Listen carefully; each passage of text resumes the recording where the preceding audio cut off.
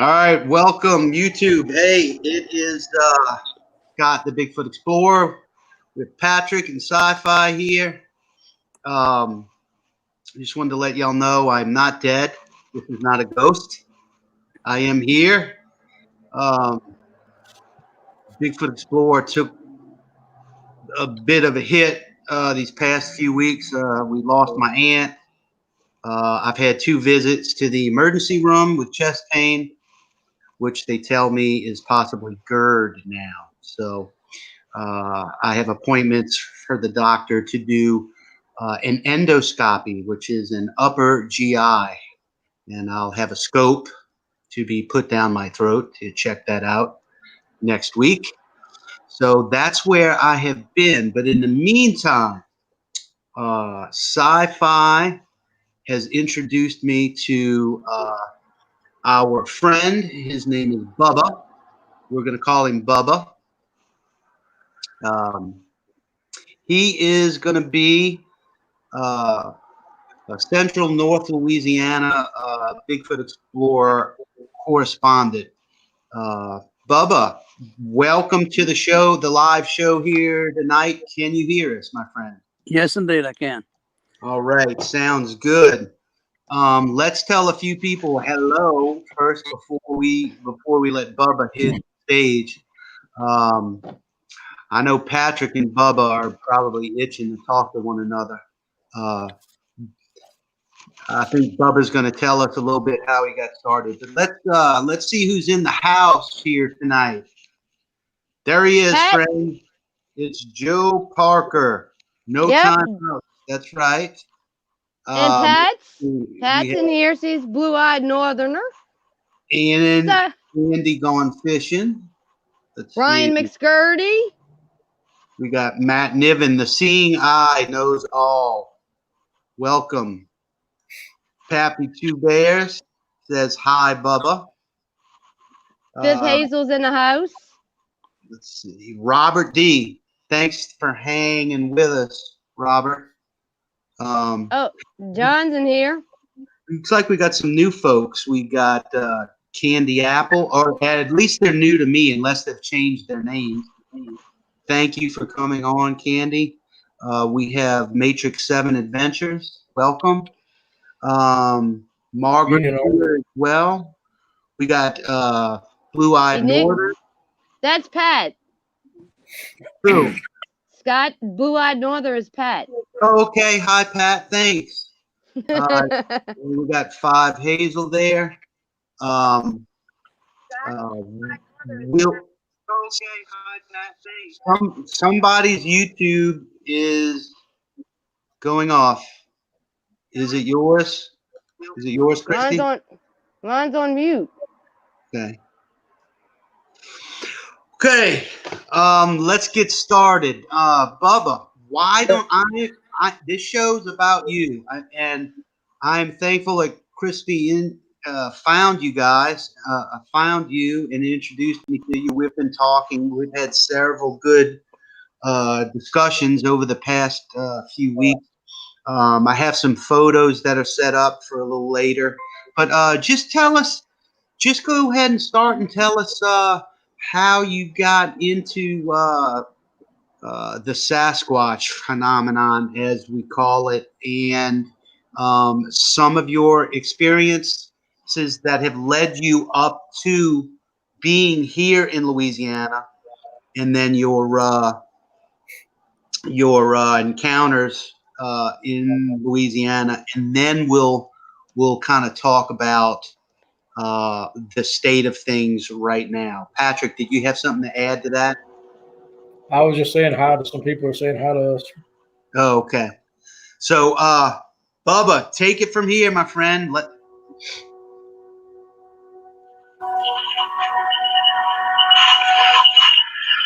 Bubba?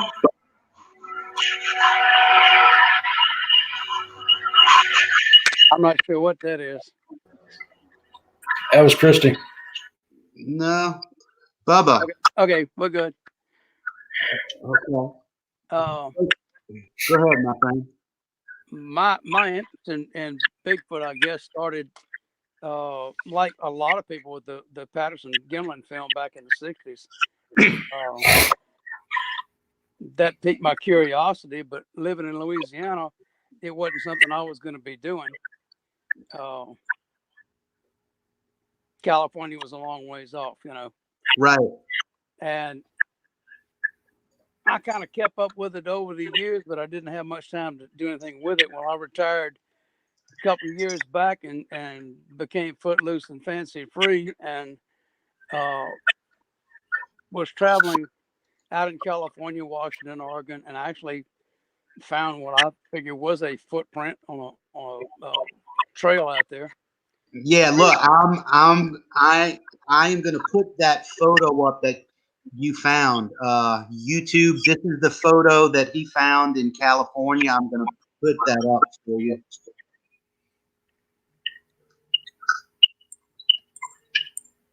Okay. At any rate, Yeah, you can just keep talking. I found that first footprint that really piqued my curiosity. And when I got back to Louisiana, I started, went online looking, trying to find. No, that's not it. That's from a Bigfoot store. That's a joke. Oh, okay. Sorry. The one on the trail with the outline of leaves next to my foot. Let's see. That kind of a brown tan background to it. Yeah, that was a joke. I actually stopped in at a Bigfoot shop out in Oregon, and that was in the parking lot. So I just took a picture of it. Is this the one or no? No, that's the one I took yesterday. Okay. Anyway, when I got back here, I went online and started looking for Bigfoot and realized that North Louisiana was loaded with them. You just passed it. That one. That's the one I had in Northern California. That's what started me off. Where? This one? You just flipped past it. You had it.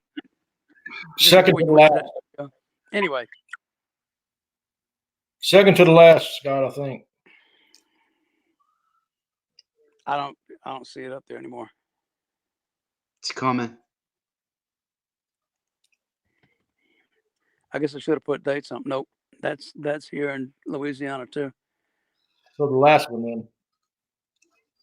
It's got a brown background and I think I was wearing a boot. Not Crocs. Is that it? That's it. Yeah. Okay, so this is the photo from California then. Right. Okay, go ahead, buddy. I was walking a trail out there and looking for Bigfoot. I knew there was supposed to be in the area. I had camped out a couple nights before and got that familiar scent that everybody talks about. I'm sleeping and this scent just filled my sleeping area and literally woke me up. I mean, my eyes were watering. It was so strong. Right. And it was like 50 gallons of urine and a pile of wet dogs. I mean, just nasty odor. And as soon as I sat up and started moving around and said something about it, it was gone. So whatever it was right at the back doors of my van. And the odor was coming through it. But that got, when I saw that footprint, I was like, okay, this is it. I know they're real, because this is bigger than any human footprint I'll ever find. So, like I say, when I got back to Louisiana, went online and started looking around, and this area that I'm in was repeatedly over the years, there were sightings in this area. So I said, okay, good place to go look. And I ended up in Kisatchie Forest in Central Louisiana, and that's where I've been 2 weeks out of every month since last April.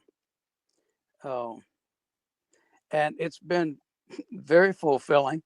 I've got two different sites that I actually walk and look. They're logging roads, and have found a number of footprints on one road particularly over the past 6-8 months, whatever. Anytime I go there, I'm pretty much guaranteed to find a footprint on that road. Another road that I've been researching, they started logging in there, and that put an end to all of that road.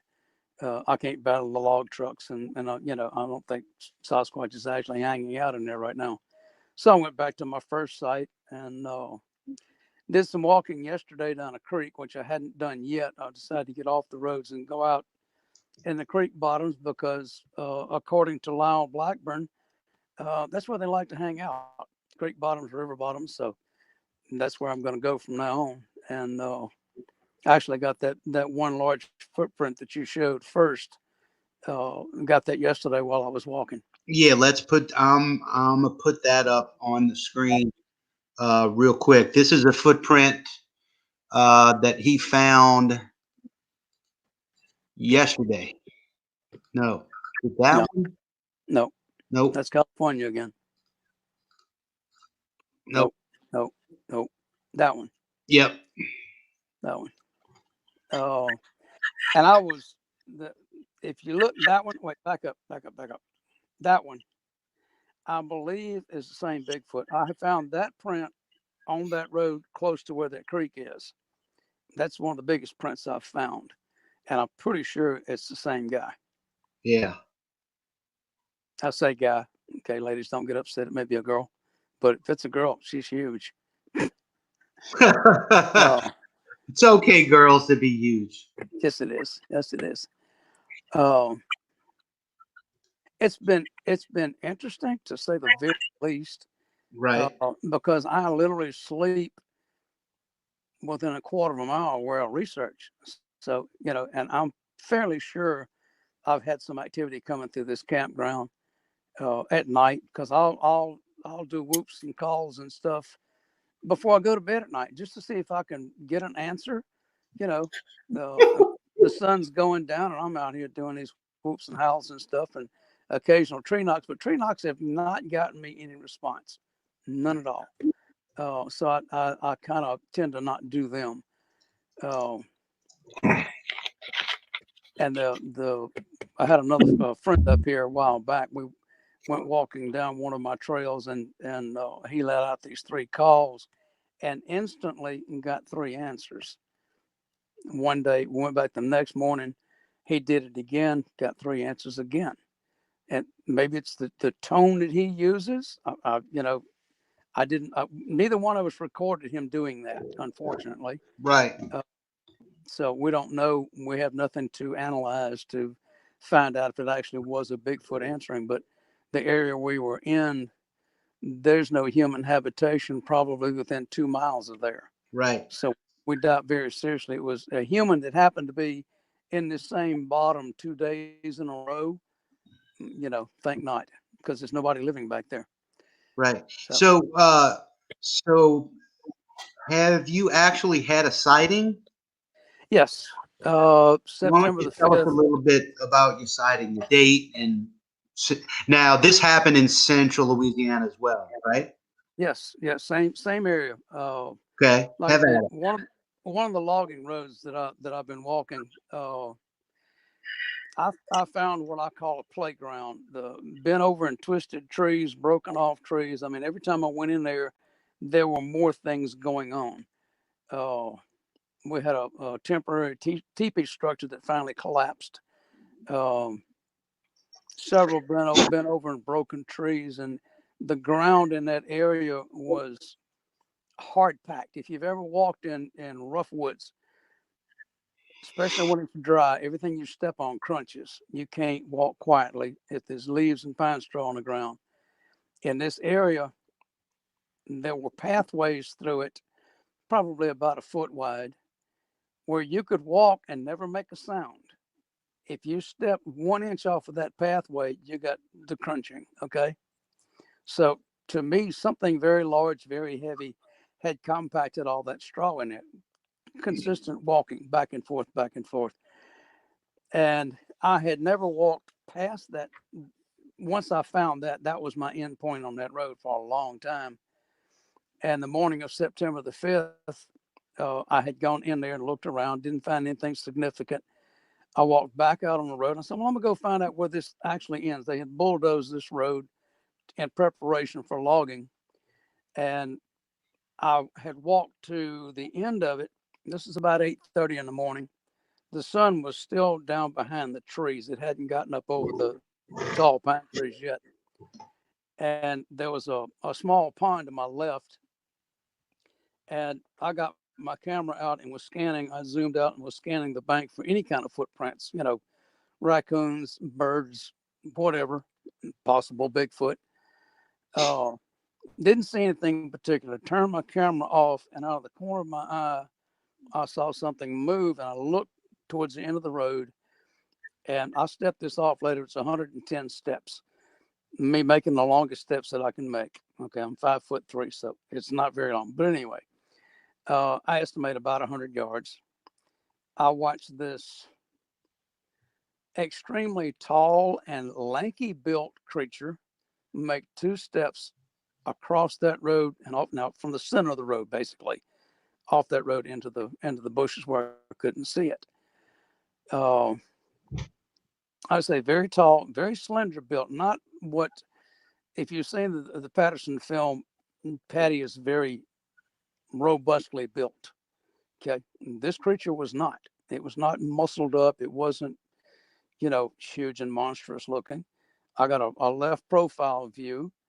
I could see that it was black, even though the sun was more or less behind it. It wasn't particularly silhouetted because the sun hadn't come up over the trees yet.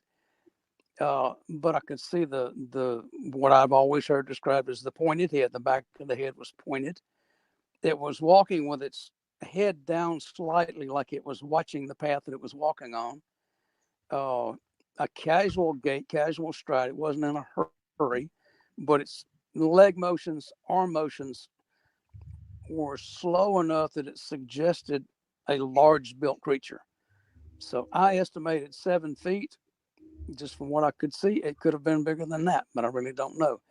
I actually continued on the end of the road to try to find out where it went. And the ground was hard packed, just like concrete. If it taken a bulldozer to leave a track in there. So footprints weren't going to be obvious. I started looking for broken grass where it walked. I never could figure out exactly where it crossed and never could figure out where it went. But I've talked to a bulldozer operator that worked that road. He said his crew has seen Bigfoot in that bottom 3 times. Wow. At the end of that road. So it's an active area. Now, was this past September 2019? Yeah. Wow. Recent. Like I said, I've been up here since April and feel very fortunate to have had a sighting that soon. Some people can go 10, 15, 20 years without seeing one. Right. Active in the woods. I think one of the best things about you is the fact that I think most people would envy the fact that you're literally 2 to 2.5 weeks out of the month.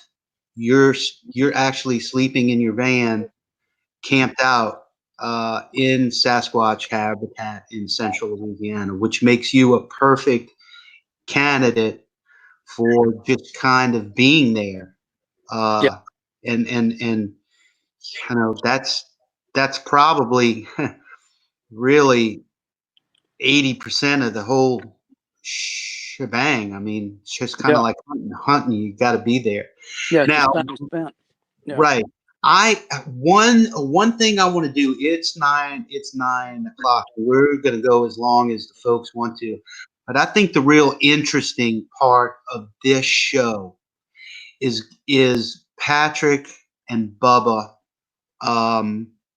passing along notes and asking each other questions, because you've got 2 people here who are very adept on noticing these footprints and things that are going on.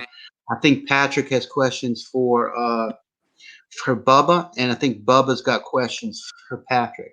Yes, I do. So we're going to go ahead and let Bubba get started with the questions for Patrick. And Patrick, I'm just going to turn the show over to you right now. I'm going to duck out just for a second, but I'll be right back. So Bubba and Patrick, have at it. Okay. So good evening, Patrick. Good evening, Bubba. What questions do you have? Based on your experience, and Scott tells me you've been doing this for a number of years. Mhm. Habitat. I mean, I'm brand new to this. Okay, I'm 6 to 8 months into it. What have you noticed about habitat? Where they tend to stay? Any particular areas? Like river bottoms or I'm gonna tell you, hardwood forest or whatever. you're not too very far from my second encounter. Okay. I know they're down there. Yeah. As habitat goes, well, as long as they have an area that they can get away from man to where they can feel safe, and they have, ample water supply is very important to them, and also, good supply of meat. I know there's muscadine vines with wild muscadines. I know there's berries. I know there's greenbrier down there. Yeah. I've been in that area before for several years hunting. So Yeah. you're definitely in the habitat. Yeah. You're definitely in the habitat for them.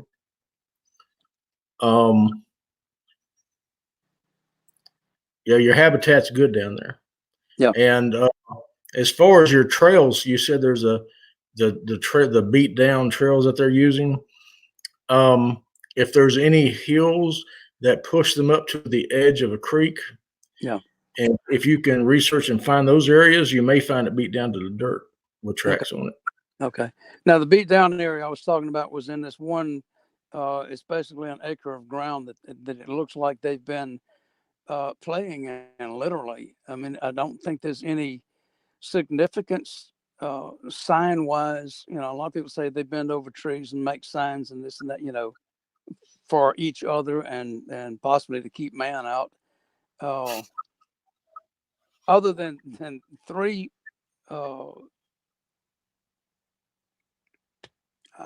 sweet gums that were laid down parallel to the road, almost end to end, and these were 6 to 8 inch base sweet gums that were snapped off at the ground, green, and laid down parallel to the road, almost as if it was a sign to keep out.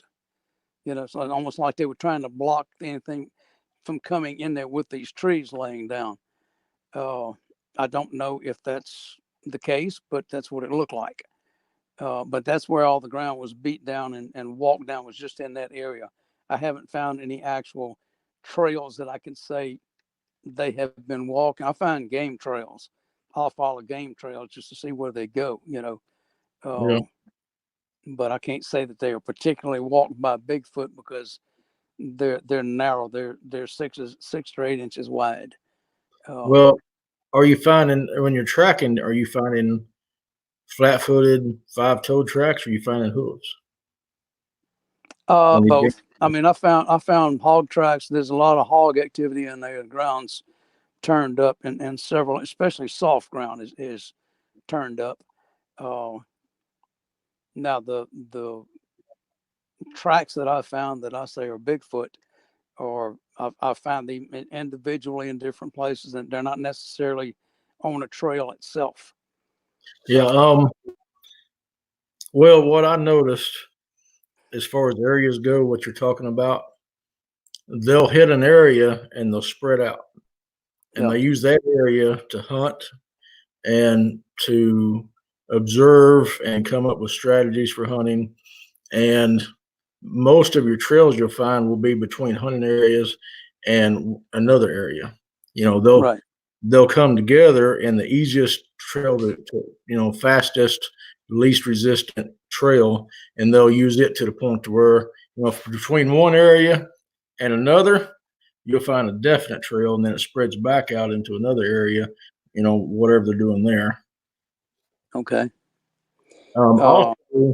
Also, if you find a good trail, a lot of times uphill downwind, Yeah, is where they hang out at.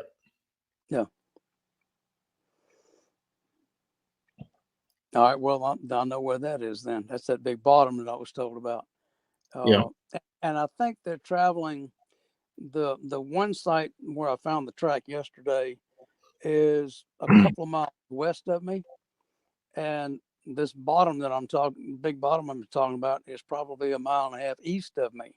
So there's a good 4 or 5 mile distance. If they travel back and forth, which a creature that size, that's not a long hike, you know. No, yeah, their average. What I find in my area, some areas can be different slightly or drastically, but in my area, 10 to 15 mile radius is what Yeah. I find their areas to lie in. Yeah. Within those boundaries.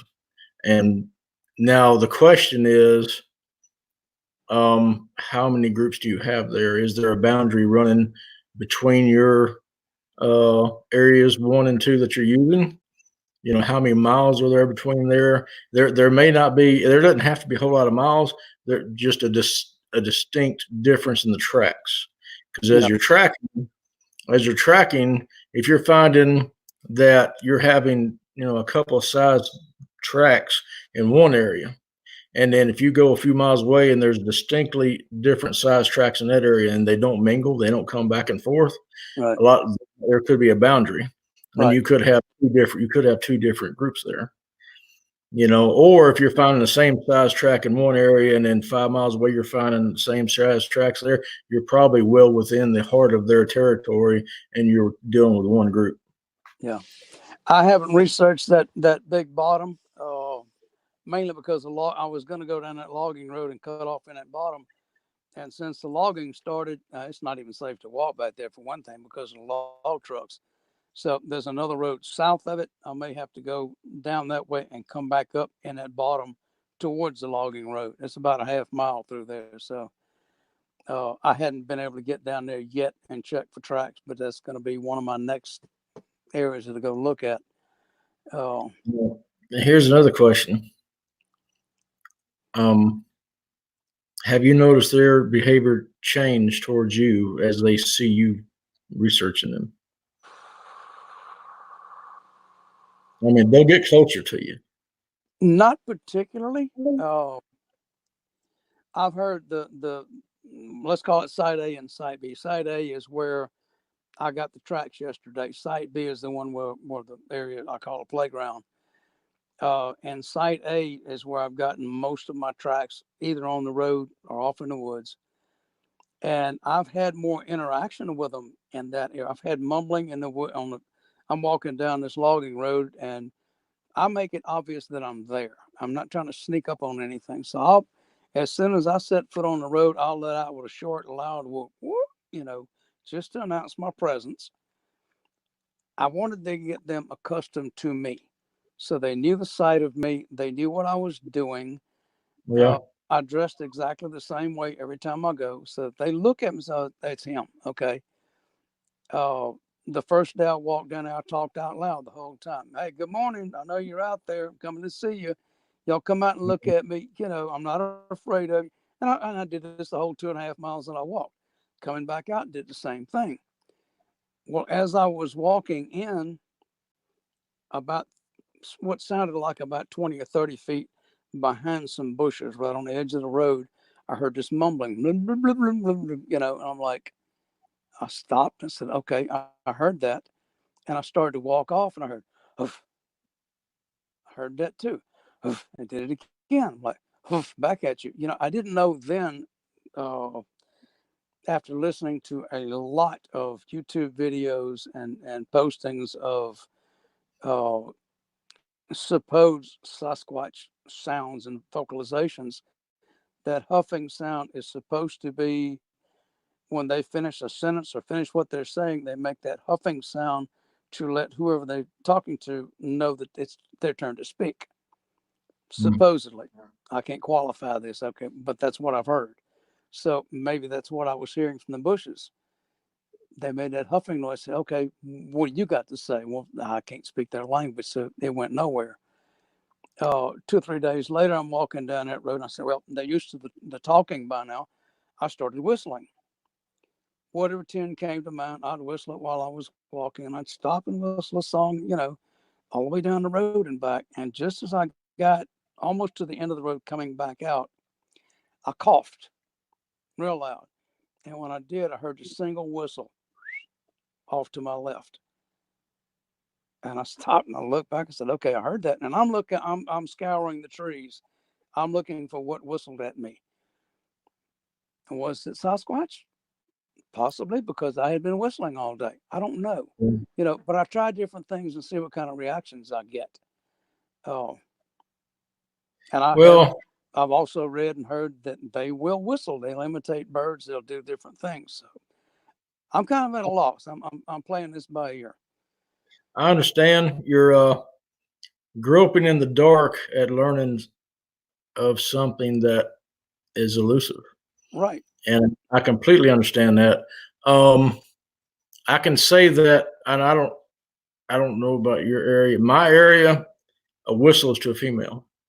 So most of your whoops will be the males. Most of your whistle will be a female, or to a female. But the thing is, a whoop is to you personally. A knock is to whomever it concerns. But a whoop, you got to be real careful. You got to be real careful because you sounds like you're out there alone and way back there. And you got to be real careful. So you got to be real careful on how you communicate to them, because one means I'm here. Yeah. One is a location says I'm here. If you do two, that means I'm here and so should you be. It's an invitation. Okay.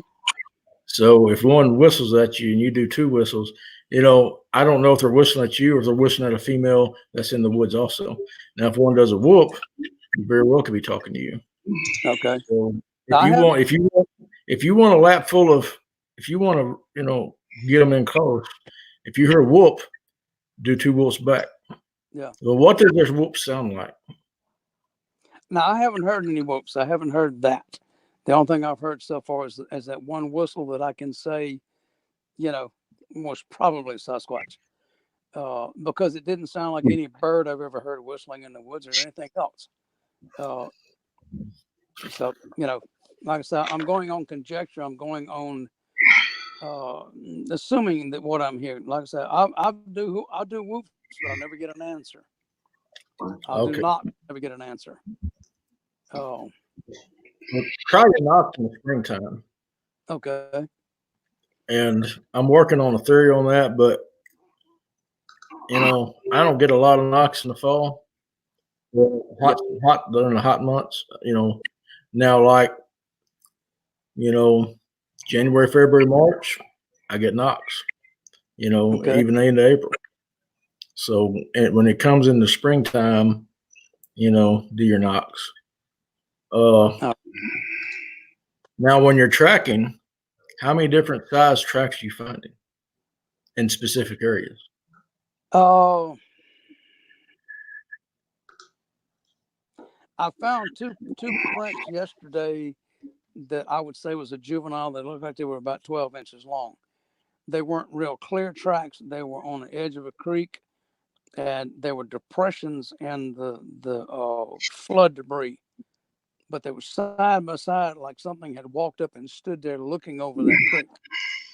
And I found no boot tracks in the area at all. I don't think anybody's been walking there. So I'm assuming that a 12-inch track would be a juvenile. Yeah, they're probably a teenager. Yeah. I consider anything over 14 and a half to 15 being a young adult. 15 for a female, 14 and a half to 15 and a half is what I've come across.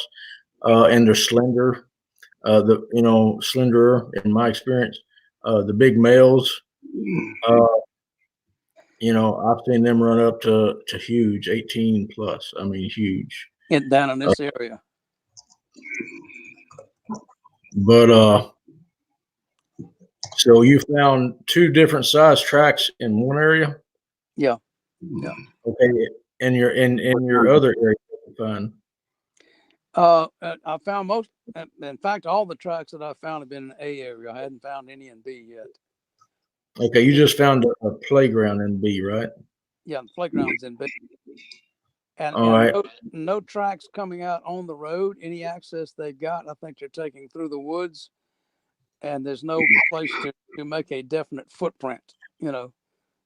because of the leaf litter and pine straw is really thick in there.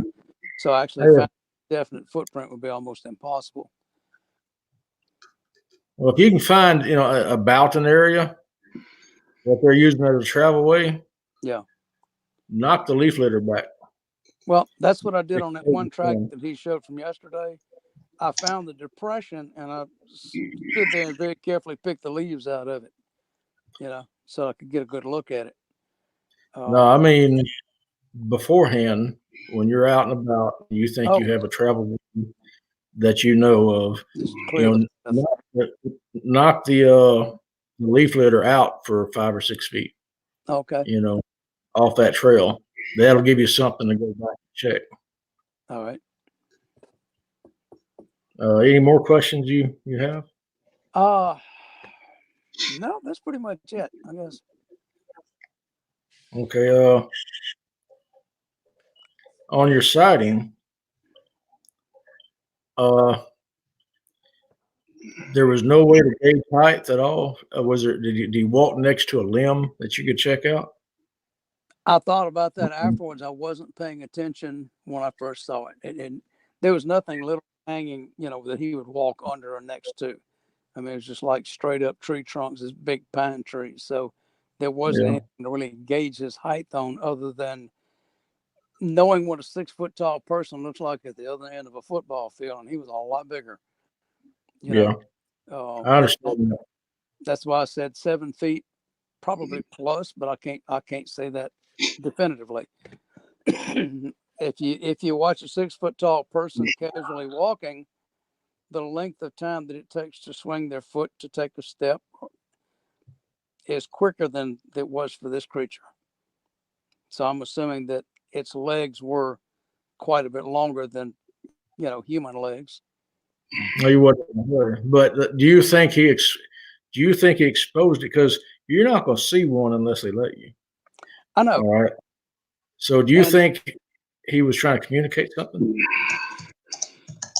I think he was trying to let me know that he was watching me. Because I've been paralleled in the woods. When you get eyes on you, you know it. You can feel somebody watching you. Okay. Walking down that road, especially in B area, not so much in A, but I felt it in A. But in that B area, walking the length of that road, several times I'll feel something looking at me, and I'll stop and look, just to see if I can pick up movement. And I think that particular morning, especially because it was early in the morning, when I stopped, I think it had been paralleling me off in the woods. And when I stopped to look at that pond, it had an opportunity to walk past me and cut over in front of me. And like I say, I think it may have been intentional, or it may have been actually trying to sneak by me, thinking, well, if he's looking in the pond, he won't look this way. But I've got good peripheral vision, and that's how I picked up the motion. Well, this is what I was kind of talking about as far as when they notice you noticing them, things change, and they'll progressively change, and to them showing themselves more or retreating more. They will interact with you more. They may even try to intimidate you.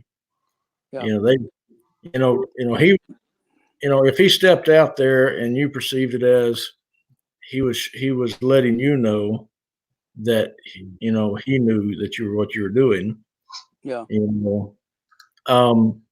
got to be careful out there by yourself. Because you could have a real bad day out there. And so I hope you have something with you, and I hope you're being cautious. Oh, I've got a 9mm with 15 rounds in a clip. Yes. Okay. I make a point of carrying that for hogs and coyotes and a possibility of a Florida panther or whatever, bobcat. I don't carry it primarily for Bigfoot. I hope I never have to use it. But if pushed in a corner, I will. Now, how much damage a 9mm is going to do on something that weighs 800 pounds, I have no clue. But it's going to get all 15 rounds if it needs to. I would hate to do it. That's not my goal. I don't want to harm one. Well, just how close you get depends on their demeanor and their own personalities. Yeah. If you have one that doesn't want you there, you're going to know it. Well, yeah, so you get a bluff charge, you get things thrown at you or whatever. Yeah. So, if you take your time and it's slow, one of the younger ones is something you could target as far as, maybe trying to interact with. I think the mumbling that I was getting on that one particular walk was probably a juvenile that just happened to be in that area and heard me talking and came to see what I was doing, just curiosity, which is what I do. I try to create curiosity in them, let them come to me if they will. I don't want to go try to pursue them through the woods, because if you pursue a predator, you better be ready for a fight. Yeah. And I don't want that. Well, there's no pursuing them, in my opinion. They're fast, they're smart, they're strong, they know the topography, they can hide well, and they have much greater eyesight than you. They'll see you at 400 yards. Oh yeah. You won't even know it. So that's what I mean. If you saw one, he would let you see him. Okay. So I'm not I'm not there. You're going to have your own perception of whether it was threatening or whether it was curious. And if something sees it, I'm sure it studies us. Yeah. What you're studying out there studies us, and it knows our reactions. And if it steps out in front of someone and they scream and run away, that's probably what they're expecting you to do. And if you don't do it, they may take it as a challenge. They could take it as a challenge. They could take it as a curiosity, depending on the demeanor of the animal. That's why I'm saying be careful. Yeah. Yeah. Well, if I have a face-to-face and it's not an aggressive face-to-face, I'll probably sit down on the ground and pat the ground and say, "Come on, have a seat." Just to see. That's what I want to do. Yeah, that's my goal. Whether I'll ever reach it or not, I don't know. If I do have an aggressive charge, even a bluff charge, that's probably going to back me up a little bit and probably change my demeanor, which is probably what they want. Well, so long as they don't perceive you as a threat.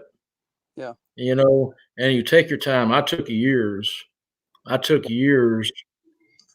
setting up interactions and having accidental interactions. Yeah. To try to foster a relationship. And they love brush. They love staying to the brush. They love staying back in the brush. Yeah. And so if you're pulling them out just with your presence,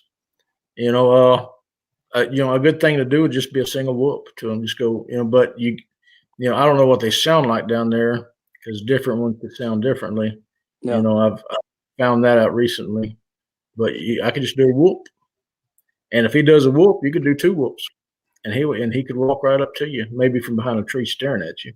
Yeah. But I've seen one ducking behind a tree on that road on my side A, walking out one day, and just out of the corner of my eye saw something very large and dark step behind a tree, and I backed up to see if I could get another look at, got my camera up and turned it on video, and and didn't see it again. So like I say, I've been parallel. They followed me up and down that road because I spent so many days walking that A site and talking to them and making noise. And I would sit down at the end of the road, get my backpack off, get some cookies out, drag out my bottle of water and say, "Come on, you want some cookies? Come eat with me," and that's probably about as peaceful a thing as you can do in front of another creature, is to sit down and start eating. I mean, Jane Goodall did it. Yeah. With the gorilla, she'd sit down and start eating bamboo, and whatever they were eating, she would start eating. If you excuse me, I got to take a break for a second. Real quick, we are going to look at a video. Bubba, remember the video you sent me with the circle around the pine tree? Yeah, yeah. Explain to everyone what you found, and then once you're done, I'm gonna play it and let them hear your voice and watch that video. So Okay. this is something Yeah. that Bubba found in one of his areas. Go ahead and explain it, and then we'll play the video. All right. I was walking along that creek yesterday and came up on this large pine tree with leaves piled around the bottom of it. It looked like they were about 2 feet thick. But I would say a couple of feet out from the tree, they came to a sharp edge, like something had been walking around there, pounding those leaves down. And rather curious about, it's not a natural formation that I've seen in the woods. So I stopped to investigate it and found probably a 14 to 16-inch track in the leaves where they were pressed down, and did a video of the whole thing. Just as a matter of examination and some way to record it. And my assumption, it looked like something had been chasing something around that tree or just running around that tree. I don't know.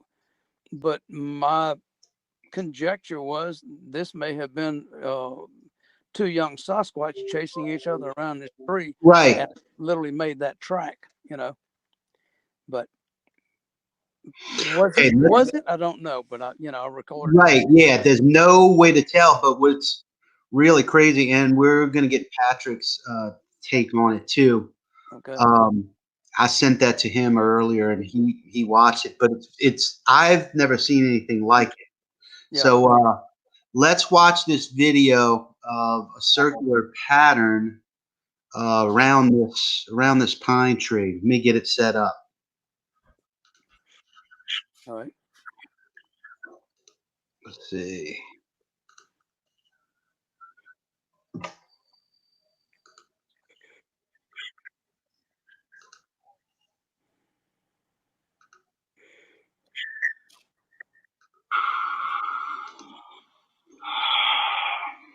Sorry about the breathing. I was out. Pine tree with what looks like a running path around it. The leaves are depressed away from the tree. They're piled high next to the tree. And it literally looks like there's a series of footprints. One of which is right here. I'll put the end of my staff down here to outline it. This being the front of the foot, the back of the foot being back here.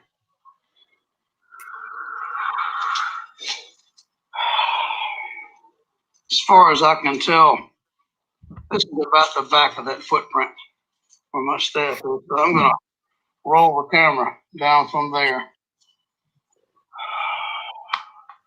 Take it over the front of this footprint. And then go side to side to show the depth. It's quite deep. It's quite long. It's quite wide. See if I can outline it from where I think the heel was up to one toe here. The rest of the toes tapering back here. And the footprint coming back. It's rather large. I would say 14 to 16 inches. Quite possibly a adult Bigfoot chasing a juvenile, just for fun. And it may be something they do quite a lot. There's even a twig or branch on the other side that is laying around in the same line as these footprints, indicating it may have been pushed that way. Yeah. So Scott, can you go back to that sharpened stick that's on the ground? in the video, Yeah, there's a sharpened stick on the ground. hold on. I didn't notice that. Hold on. Tell me when to stop, Patrick. It's okay. Somewhere. Go back towards. All right, fast forward. Take it over the front of this footprint. Wait, me turn the volume down. Let's see if I can fast forward.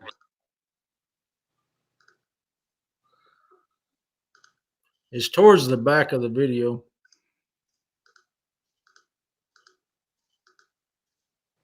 Let me know when to stop. Hold it. Back up. Ah. Back up. Just a little bit. So that stick there is sharpened on one end. This one? Yeah, that stick is sharpened on one end. Let me go back and then play it.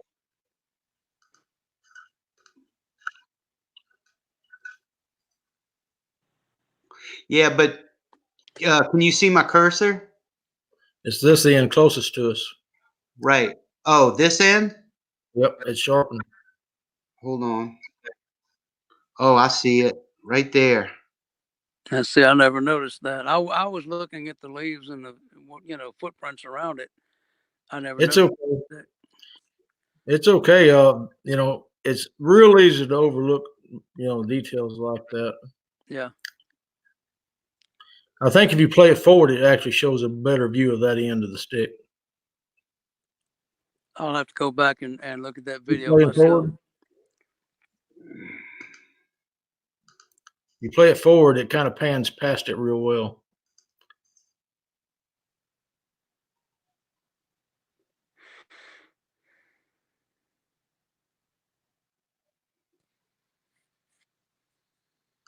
Right there. It looks like it's broke off, though. You see how there's I see it now. I don't know, man. That's odd. It That- could that just is look, curious. it could just look sharpened because these look like fraying pieces of wood. Well, it doesn't look sharpened, but it looks broken off and maybe rubbed on something to sharpen. Yeah, it's possible. Well, I mean, that's the limb is still there. So if you know where this is at, Bubba, you could always go back and check out that limb. Yeah. Yeah. If the stick is still there, there may have been something they forgot when I walked up. Well, if it's Yeah. not if it's not there, well, that tells you something too. Because why Yeah. wouldn't it be there? Yeah. well, it doesn't look like a man-made point, but it does look like a point. Right. Yeah, I see that. And like I say, I never even saw that stick. But I mean, when you're looking at an elephant, it's kind of hard to notice his toes. Oh, I know. I know Uh, exactly what you mean. That's when I'm tracking, I slow down. Yeah. I look at everything I can, and still, I don't quite catch it all. I'll see something on video. I'm like, oh, look at that one. I didn't even see that one. Yeah. Yeah. Uh, I'm like when I've hunted enough and tracked enough deer and fox and everything else. The small things catch my attention. Yeah. A broken off twig or a blade of grass, green blade of grass, weed that's broken over, something like that'll catch my attention quicker than a stick would. Because there's sticks everywhere. Yeah.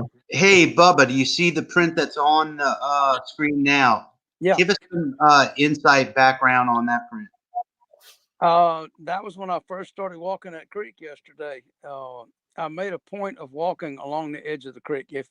If I moved that foot in that picture about 1.5 feet to the left, would have been in the creek.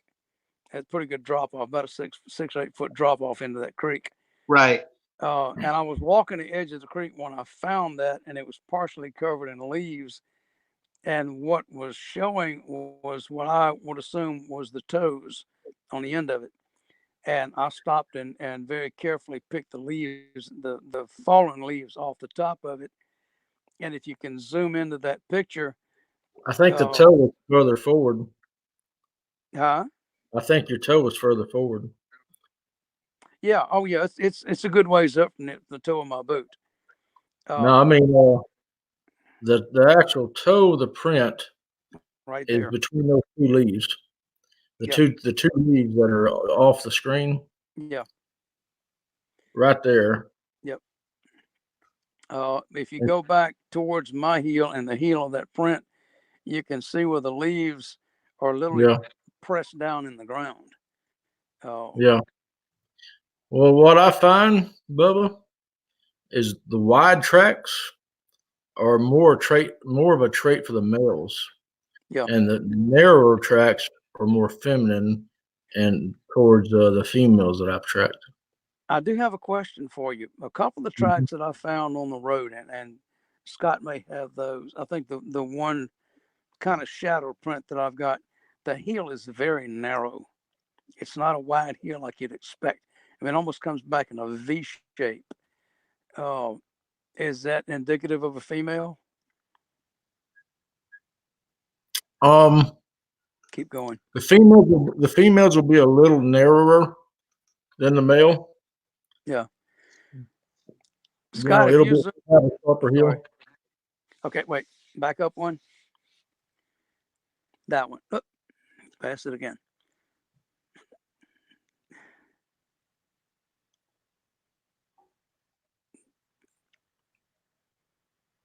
Is it the mud impression that's on the road surface?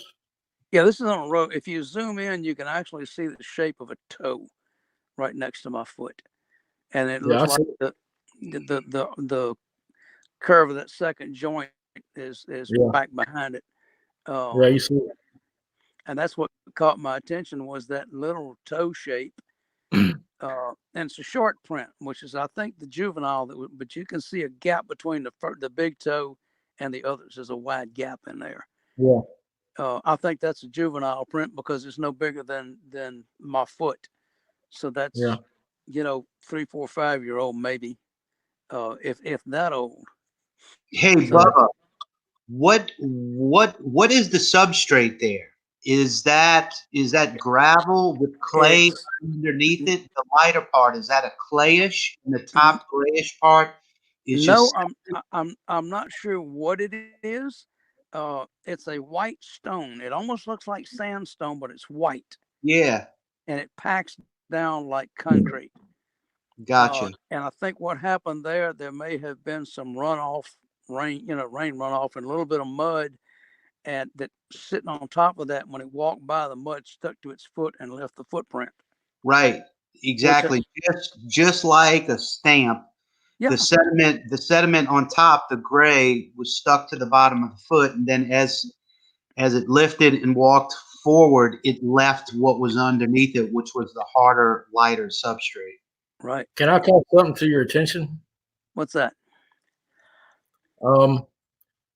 You see the heel, you see a circular pattern of the mud, and then you see the forefront of the foot. Right. A circular pattern, it almost seems like the hair that was coming off the leg that had mud on it dangling around, making that circular pattern,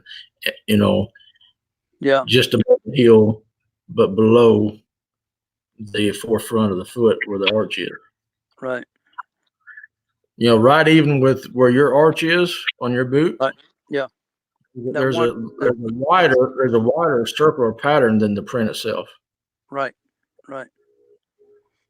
So it almost appears to be like long hair off the leg. Yeah. Good eye. I hadn't even thought about that. I just saw looking at the footprint. At a distance, you see it better. Yeah. You see the heel behind. You see almost looks like paintbrush marks of a circular pattern, on the sides of the track. Yeah, right in there. And then you see the forefront of, up above towards the ball of the foot. Right. So that's an interesting track. Bubba, what size footprint you have? That boot is 10 inches. Gotcha. So that's about it's about a 9, huh? 8 or 9. 8.5 9. Yeah, 8.5. Yeah. Cool. That's what I said. That's a young juvenile. Possibly the one that was chattering at me, the mumbling. If you go forward one image, to Hold where on. my foot is on the left, and there's a big shadow print to the right of it, much longer than my foot. Was that with the juvenile? This one? Yep. Oh wait, this one here. You see, you're gonna have to zoom in a little bit. Where at? Zoom where? Just straight into it, just slightly, to where you can see the what looks like the end of where the toes are on the end of it, which is like 6 or 8 inches past the end of my foot. Oh, yeah, right there is good. The size of that, my heel is actually even with the heel in that print. So there's another 6 inches or better past that. Oh, and I've gotten that same print before, much earlier. You see how slender, Bubba? Yeah. I don't mean to cut you off. I'm sorry, but do you see how more slender that print is? Yep. Just slightly more slender. Yeah. I believe that's female. It could be. Yeah. I give it an 80% chance that would be a female. Okay. A male would probably be another 2 inches or 3 inches wider. Yeah. They're kind of wide and stubby, or they look kind of almost squarish, but not. I think the one that you took yesterday, how wide it is, if you compare how narrow this is, and you go back to the one from yesterday, how wide it is, and compare them, that's kind of the difference I'm seeing between female and male. Right. Even though the footprint here is longer, a 1-to-1 ratio, it's still a narrower foot. Yeah. Mm-hmm. Yeah. That's why I wanted to go back to this print, because it is different from, the other prints that I've gotten. So apparently there's at least in this area a male, a female, a 5-year-old, and possibly one that's 2 or 3 years old. Mm-hmm. Well, you've got a clan then. Yeah. Yeah. And the guy that came out with me and surveyed the site went to hang a sound recorder just out of the campground that I'm in. He comes back with a picture of a print that was in the mud, and it was a not a very definite print because it was really wet mud that this print was in. And this print was probably 5 inches long and about 1.5 inches, maybe 2 inches wide. We're talking about a really young one. So this clan is busy. The thing is, and when you get one that small, there's a mama's around somewhere. Yeah. Yeah. Oh, because that one probably not wandering around good on its own yet. Not being that small. I mean, that's 6 months old at best. Well, I was also going to talk about the aging of them. I only have what I know is human years to go by. Right, and that's what I'm basing it on. But I don't think they age like us, just based on the tracks and how their foot grows. They grow bigger, in a shorter period of time. Yeah. So what we're trying to gauge as, say, a 16-year-old could be 6 years old. Yeah. They definitely have, and I don't know how many Squatch years there are to human years. I'm still working on that, but I would say, a 10-inch track is probably 3.5 years old, maybe 4. Yeah. Yeah. You get upwards of that. I say that the range could be 3.5 years to 5 years, just range wise. Yeah. And so if go ahead. I base most of my estimates on other wildlife. Like bears will stay with the sow for about 2 years, and then they're out on their own.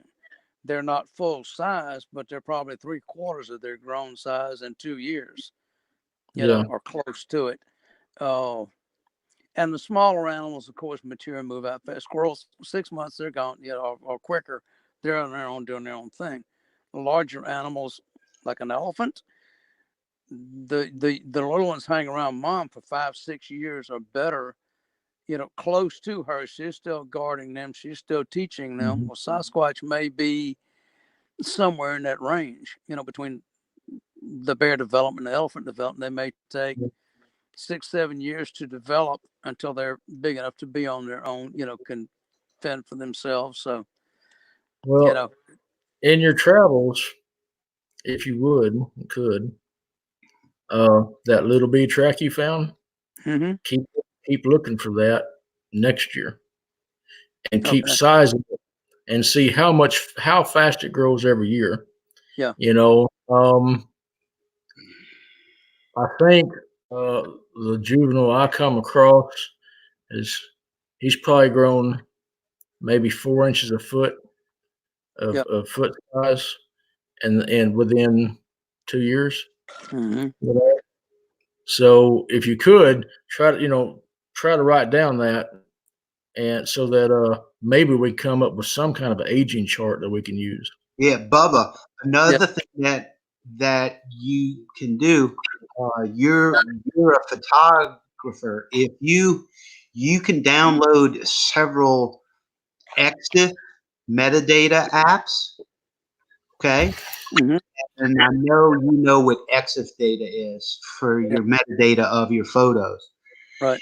You could literally write notes in the EXIF metadata of each photo. Yep.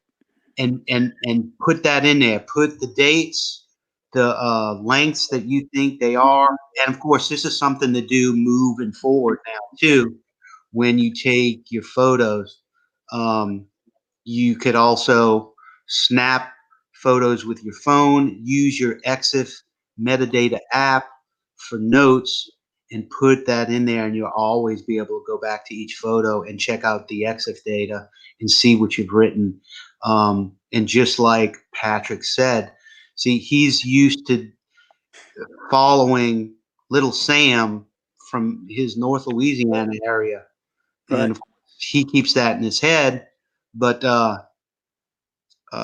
having that concrete data, I mean, we never know moving forward what you're going to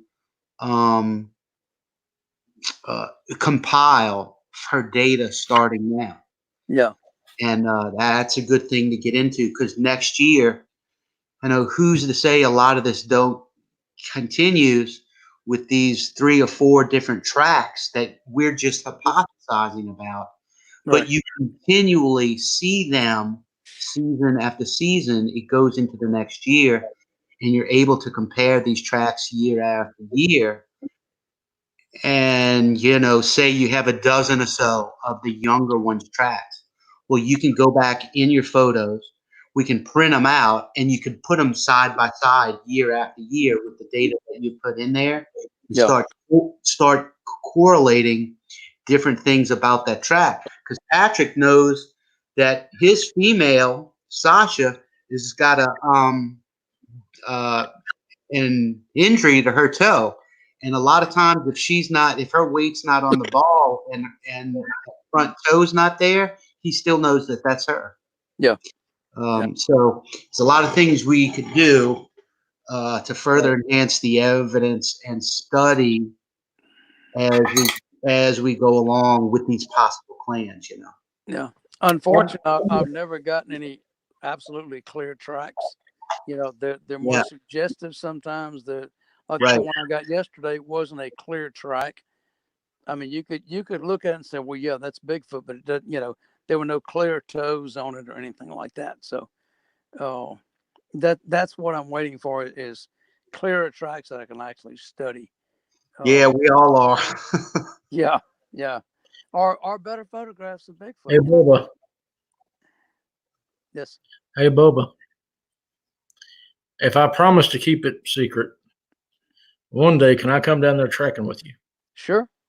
Be glad to.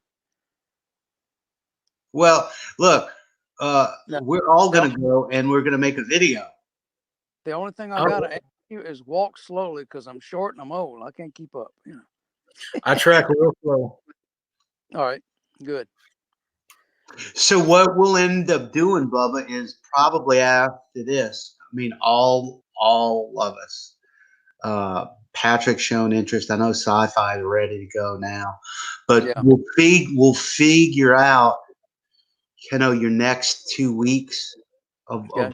of when you're going to be in the woods, and Pretty much the first 2 weeks of every month. okay, that's excellent. Good. You know, that's pretty much set in stone, because I'll leave here and go back home for a week or so, and go visit friends and take care of business at home, and then I'm back up here again. Right. Okay. Well, that sounds good. Let's get to the questions now, because we have Okay. questions. We have been telling the folks in the chat to hold their questions towards the end. Okay. I got a question for you. Yeah. Ruger Ridge, are we potty training a Sasquatch or an elephant? Seriously, I want to know any tips or tricks on that. Yeah, really. All right. Oh, go ahead. Bigfoot depends. That's what they're gonna be making. There we go. Yeah, really. Big bar of Scots. What about those things that Scott's supposed to get? Those hand things. Chittens. We still have to get some chittens. Yeah, they need to come out with the Bigfoot depends. There you go. Sasquatch Exactly. sorrows. So send in your questions for Bubba, if you guys have any now, and I'll try to get them up on the screen. 5 Hazel says, describe the fear, Bubba. Describe the fear. Yeah, I'm not sure what she means by that. Elaborate a little bit more, 5 Hazel. Hey, I understand. Here's a question real quick from Cryptidville. Has Bubba been paying attention to things up in the trees? Yes, I have. I have heard that Sasquatch climb. I don't know that for a fact, but when I'm walking in the woods, up and down my research roads, I pay attention to what's above me, because there's a possibility a young one could climb up there and be watching me when I walk by, and I don't even know it. Right. I don't expect one of the adults would be climbing trees, Right. but I figure a juvenile might. Right. Yes. We have a little suggestion for you. Cat Bigfoot saw me too. He says, Bubba, congrats on your success so far. Got a suggestion. I mark every 6 inches on my walking stick, and I never need a tape measure. Good luck to you, bro. So yeah, that's a cool thing to do. Mark. That's a good thought. Yeah. Yeah. 5 Hazel has reasserted her question here. Please describe your first fearful realization, Bubba. I guess maybe did you have fear when you had the sighting, or? I actually, I haven't had any fearful moments. I guess I would once I was confronted by one. Yeah. When I was walking yesterday, I headed north of the creek that I was walking. Just, I could feel something in that area. It felt like I was being watched. I started walking that way. And as long as I was in clear open woods, I had no problems, but I suddenly found myself in a thicket, and I started getting nervous, because you can be charged by something in a thicket and you won't see it until it's 2 feet from you, and it's too late to do anything about it then. So I backed out of that thicket and made my exit. Right. If anything, that was probably the most apprehensive time I've ever had. When I actually saw the one walking across the road, I went that way. I wanted to see more. There was no apprehension, whatsoever. I guess because it was out in the open, I can actually, Right. Did you, Bubba, did you feel him looking at you when you saw him?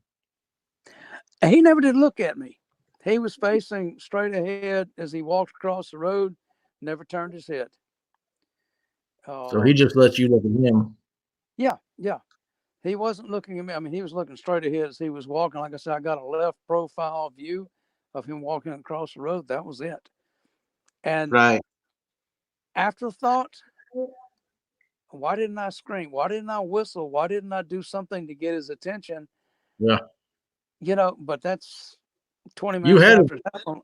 You know, I could have gotten a picture or something. If I could have gotten him to stop, I could have gotten a picture. But I it never promise crossed you, my mind. I promise you, he knew you were there. Yeah, I I'm promise. sure he did. I'm sure he did. You know, oh, like I say, if that was possibly him saying, okay, here I am. You want to see me? Here I am. You've been calling me out. You see me now, and that's all you're going to see. You know, that kind of thing, maybe. I don't know. I Yeah. don't know. Right. He could. Bradley Hatcher has a question. Bubba, when you're walking, do you try to look behind you quickly to catch any peepers? Yes, I do. I'm aware of when I hunted years ago. If you're riding a three-wheeler through the woods, deer will wait until you go by. They run behind you. So they know that the threat is gone. They run behind you. I'm pretty sure Bigfoot would do the same thing. As you're walking, and if they want to cross, they're going to cross behind you. So quite often, especially if I'm on a long road with a long view, I'll stop and just look back behind me just to see if anything, a deer or anything else is walking behind me. Oh, and so far I haven't found anything sneaking on me like that. So, but I do that. Yes. Cool deal. I'm just gonna read this. Jim Jackal, my friend. He says, I found hundreds of giant heads on platforms in the mountains, and these heads are being attached to bodies. Someone from another world with advanced genetic engineering abilities are making giants. Jim, I'd like for you to send me some pictures or some cold hard evidence of these giants. And, we'll see about getting you on, my friend. Let's see. Here's another question from a Cryptid Bill. Has Bubba ever had anything come around his camp or van? This was a good one. I think I have, although I have no evidence. About 3 nights ago, maybe 4 nights ago, I went out of the van before, as it was getting dark, and I did my whoops. I did a couple of growls, and just trying to get something's attention. During that night, I woke up to this sniffing noise. I could literally hear something. I sleep by the back doors in the van. I could literally hear something smelling its way around the back of my van. Now, was that a bear? Was it Bigfoot? I don't know. I didn't get up to find out. Yeah. But it didn't last but just a few seconds, and it was gone. So Right. I have no idea what that was. What was the smell smelling? Huh? What did the smell smell like that you smelt one time? The one I smelled in Washington State. Very rank odor. Like I said, it smelled like stale urine and wet dogs. Just a musky, Oh no, it was or much worse than musky. It would bring tears to your eyes. It was so strong. But I was, like I said, this one probably crept up, trying to see in the van and see what I was doing, because I've been playing movies and the lights flashing in the van. I shut everything down, went to bed, and it wasn't long after that till I smelled this odor. So I'm thinking, Sasquatch is standing back watching this van flash, and all of a sudden it went dark. So they're going to find out what's going on, come up trying to peek in the back windows, and that's when I smelled it. Yeah. Five Hazel says, they might be following you home. They could be. Your van's right there at a primitive campground area. Yep. And you could easily go out and do your scouting. And right. I could set up in the campground at night and do night surveillance and stuff, probably. Right. And pretty good results. I got a feeling they come around the van on occasion, but they know it's me. They know it's the van, so it's not a big deal anymore. Now the other night when I was doing all the whoops and growls and roars and all this kind of stuff, just seeing if I could get something stirred up, they may have come to see, okay, what are you doing and why are you doing it? And don't know. In the Pat, middle of the night, I'm not tempted to open the door in the middle of the night and see what's out there. well, I've got to put this out there, Bubba. What you put out there, you'll get back. So Yeah. growls, if you're in an area and you're staying there, don't be aggressive. A growl is Okay. aggressive. Yeah. Do an innocent little whoop, Yeah. or do single knock. If you're not scared and you want them to come in, you can do a two whoop or two knock and Yeah. pull them to you. But don't do three. Don't do Don't aggressive do noises. don't Yeah. do three. Three's a warning, because Okay. you do three, you're not gonna. They'll just leave, Yeah. or they could get really bad. Yeah. But most time a three sends them away from. Okay. And like if they're around your van and say they start shaking your van or something's really, really going wrong, you can grab anything and bang three times, and they understand. You do three times, They're wait gone. a few seconds, do three times, and they'll understand that they need to get out of the area. Yeah. Now I would not be aggressive where I'm camping at, and I wouldn't go through the woods growling. If you do a growl, go somewhere that you're not going to sleep at, and go Right. somewhere where you got someone with you. Yeah. And you'll only return there with someone with you. Okay. I did hear one night, not probably the night either after or before I heard the sniffing noises around the van. I heard 4 knocks on the side of the van. Donk, donk, donk, donk. And I sat up and I listened to it, and I replied, 4 knocks on the inside of the van. I never heard anything again. So I'm not sure what that was. They're probably testing the integrity of the material that surrounds you. Could be just walking up and tapping it with their finger just to see how hard it is or whatever. Yep, playing around, Yeah. or they could be throwing something at the back too. I mean, you never know. Well, I hear things hit the van all the time, but I'm Right. parked under trees. I mean, I'm parked under a hickory tree. Right, it could be Hickory anything. that comes down from 20 feet up, it's gonna sound like thunder when it hits the top of this van. And I hear things hitting the top all the time at night. Doink, doink, doink. I just figured stuff, falling out of the trees or little twigs or whatever. And I usually don't pay too much attention to it, especially when it's windy. I mean, you're gonna have things falling out of the trees. So, now if anything hits the side of the van, that's a whole different story. Things don't fall out of trees sideways. So if I hear something hit the side of the van, I know that's purpose. Now, when I first got up here, I think it was in May, I actually heard things hitting the side of the van. It sounded like pine cones because it was a soft impact. It wasn't like a rock. It was like a jump, and I would hear this on the solid panel side of the van.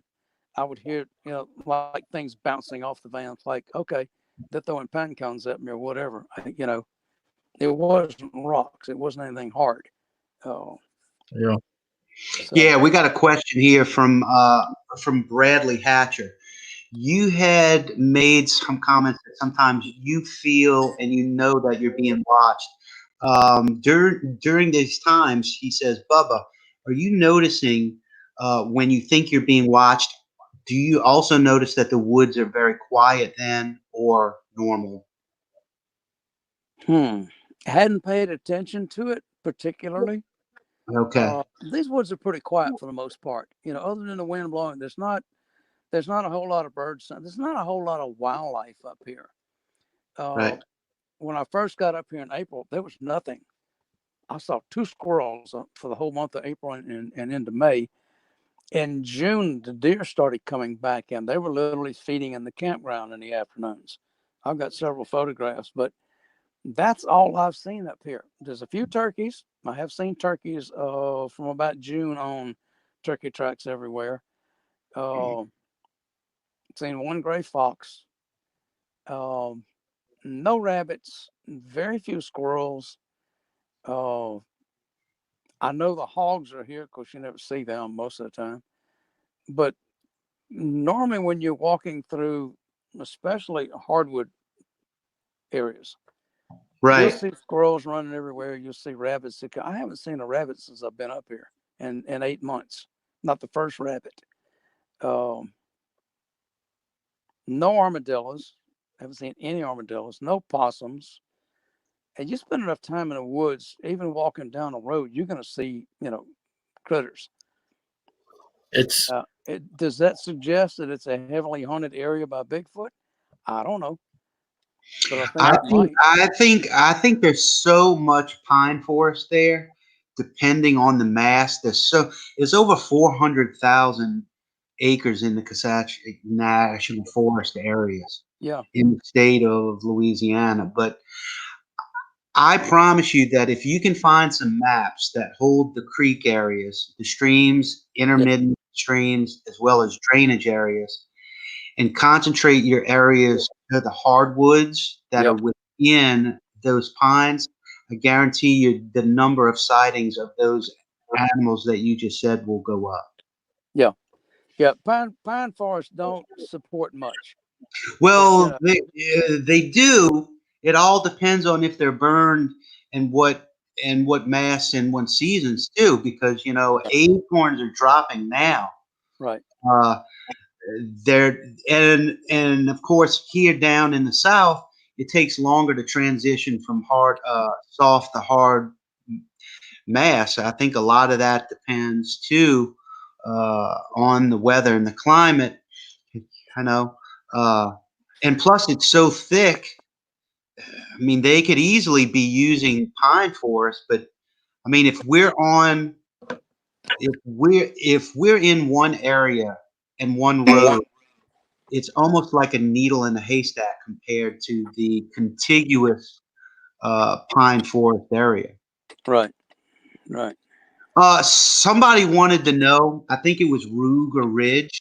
They said they love vans. What kind of van do you have? Ford. It's a 2010 Ford van, Gotcha. full size. It's not an extended van; it's standard length. Hey, Bub. Hey, Hey, Bubba.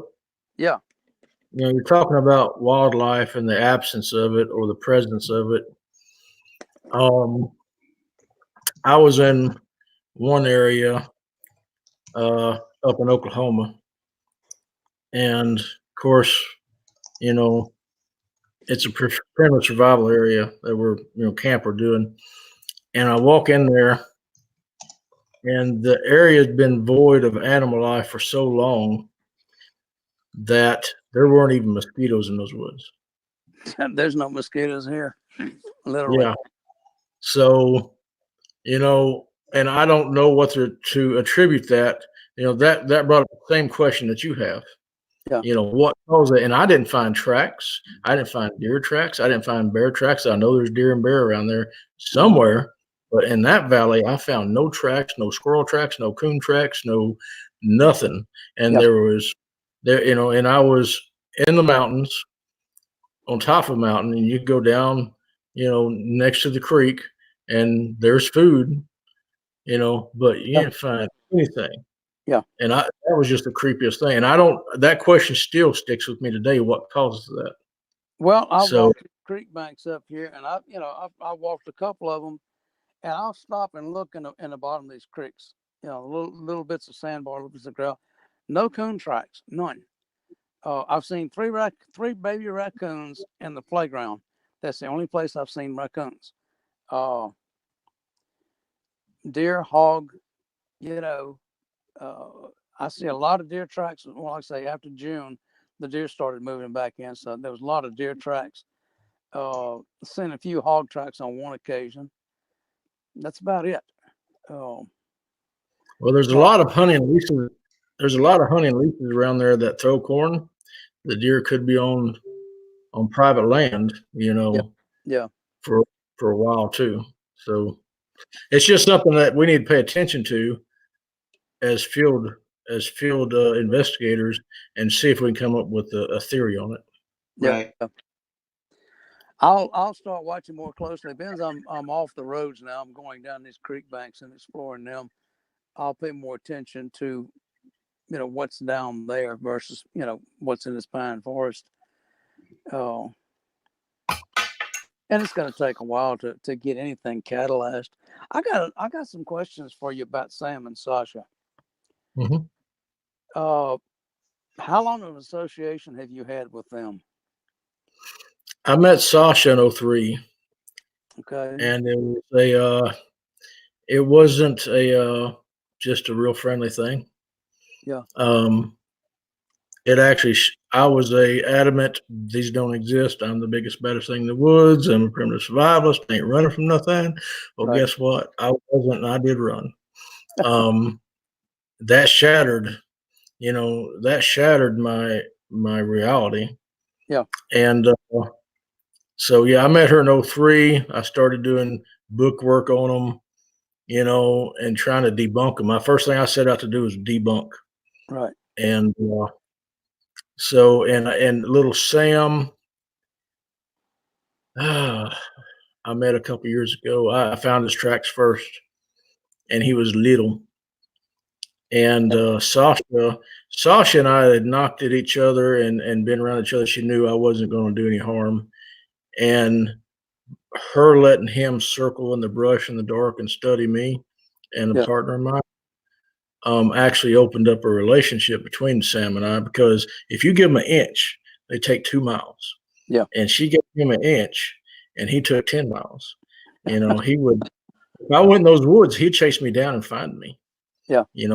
Hey, what's up? Whoop. Yeah. And I'm still to this day not comfortable around them. Even knowing them, to me, they're as dangerous as any wild animal. Yeah. I'm trying to learn more of the details of their, because I noticed this clan here, Big Sam, what I see of Little Sam, Big Sam has taught him very properly, very proper behavior and etiquette as far as Sasquatch goes. So I'm hoping eating me is not proper etiquette. You know what I mean? Yeah. You hope you're not on the menu. Yeah, that's the first thing. Go ahead. I paddle kayaks for 10 years now, and I will paddle within 40 feet of a 14-foot bull alligator, not think anything of it, because I know their demeanor, I know their body language, and I can pretty well tell you what they're going to do in any circumstance. Yeah. Bigfoot, whole new reality, because I don't know what they're going to do. I can assume what they'll do, because there's been very few credible attacks of Bigfoot on people that were unprovoked. The ones you hear about, they've done something to Bigfoot and provoked them.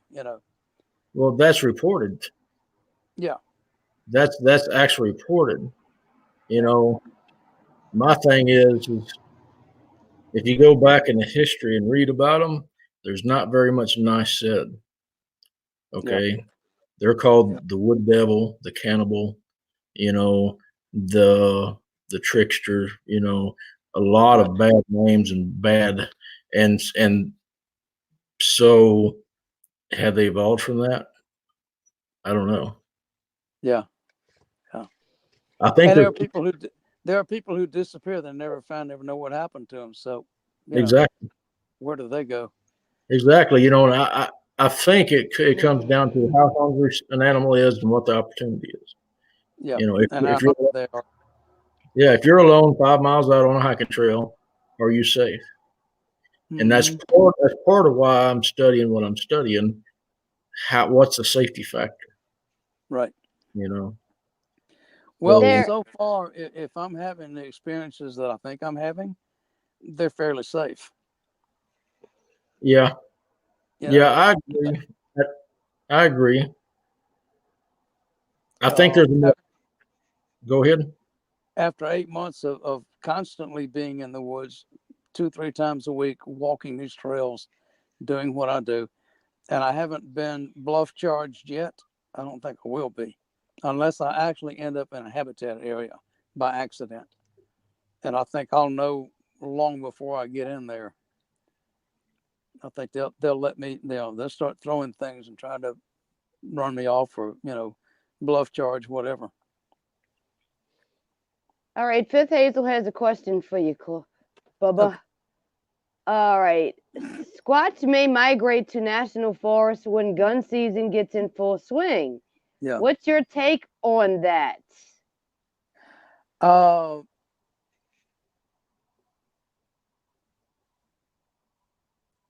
don't know. I'm actually in a national forest, so they're already here. I pretty well assume that once the gun season opens up, I think they know about it up front. They already know bow season is open, squirrel season is open. They hear, shooting in the woods all the time. And I think they have their safe areas that they retreat to that nobody hunts in. There's posted land south of where I do my research, 300 or 400 acres in there probably. So I think that's where they go when the hunting starts because nobody goes in there. It's posted. Or nobody's supposed to go in. Let's put it that way. I think they have their areas that they know nobody ever goes in, and if need be, that's when they go when the gun season opens. Good question. Yeah. A good Yeah. answer. Thank you. Yeah, they definitely know what a gun is, so that's why they stay away from humans. Yep. And I don't know. I mean, for the first, I just started carrying a gun. I haven't carried one since I've been up here. Oh. And I don't know if it's made any difference in their reactions to me because, for one thing, it's covered by a shirt. I wear a shirt out of my pants that hangs over the gun and covers it, so it's not visible. It's where I can get my hands on it quickly if I need to, but it doesn't show. So maybe if they can't see it, they won't assume there is one. Scott asked, he said, tell his experience with Hunter shooting his bow at him for safety. Yeah, that was interesting. I was walking my bee site early one morning, and I'm conscious of the fact that there are bow hunters in the woods now, and I try to give them their space. They got as much right to the woods as I do. So during the weekends, especially, I don't go in the woods because I know people out there trying to hunt. They've been working all week. They got 2 days to go try to kill a deer, and I don't want to mess them up. But I was walking that road. This was on a Friday, I think. Tuesday, Wednesday, Thursday, the middle of the week. So I wasn't that concerned about anybody hunting in there. Plus, it already started logging on the opposite side, on one side of the road. But as I'm walking along, I hear twing, pop. I'm like, okay, well, that was interesting. And I looked around thinking, was Sasquatch throwing something? Well, they wouldn't be making a funny noise to throw things. And I looked back and I didn't see anything, and I kept walking. And about a couple of minutes later, it occurred to me what I had heard. I had heard somebody release a bow and an arrow hit a tree. So I'm thinking I stepped on somebody's hunt and they let an arrow go just to let me know about it. Not at me, but near me where I could hear it, maybe see it. So don't know. That like I say, that's another conjecture thing, but I know what it sounds like when you fire a bow. It has a very definite sound to it, and it didn't register at first as to what that was. But once I thought about it, it did, and I came back through there again.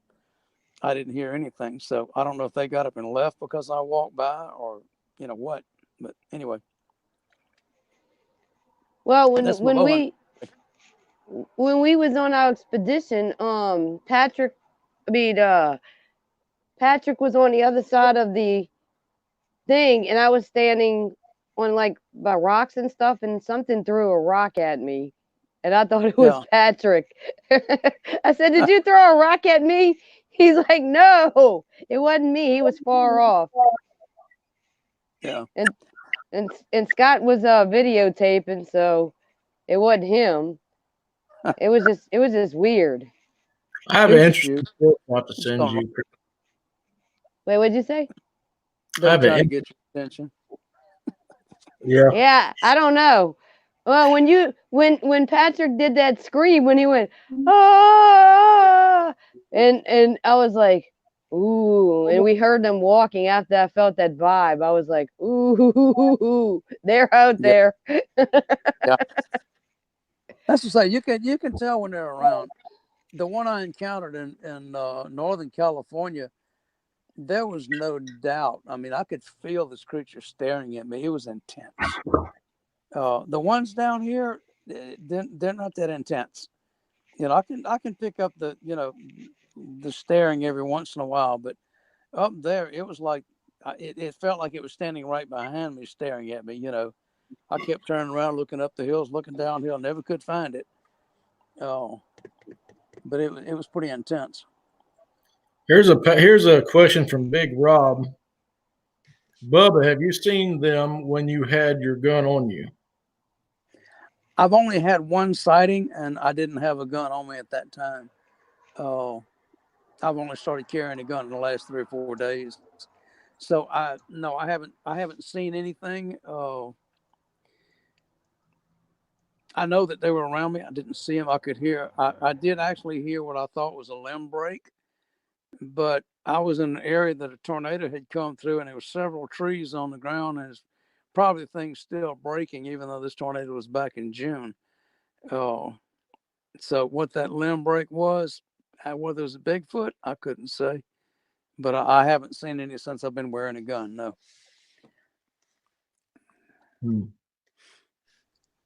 It's not the intent to kill them, but let them be aware of people carrying guns. You know, they could take you out in a heartbeat. Oh yeah, yeah. Well, that was something I wanted to touch base on with you, is their capabilities. I mean, you're out there, you're doing this. What I would like to convey is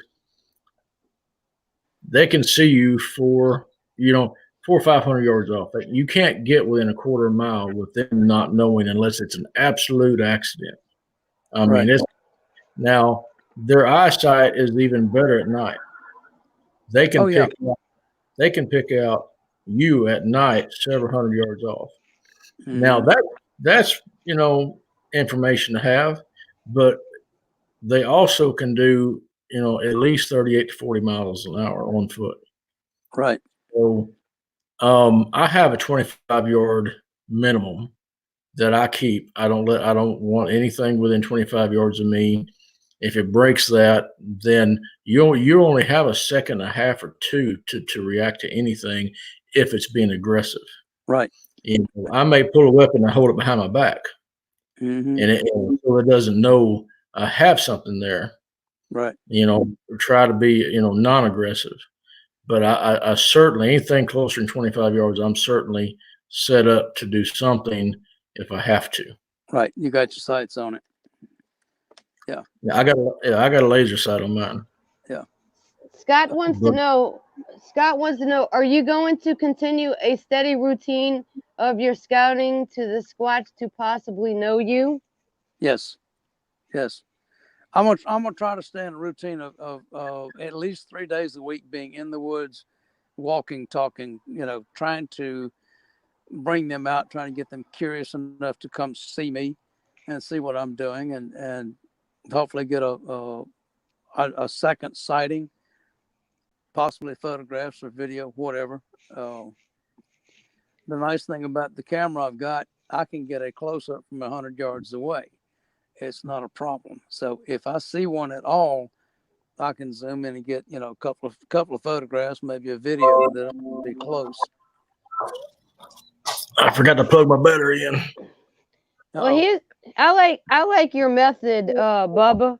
I like the way that you said that you wear the same clothes as you go into the forest, so they know who you are. Because I got that when I was a teenager.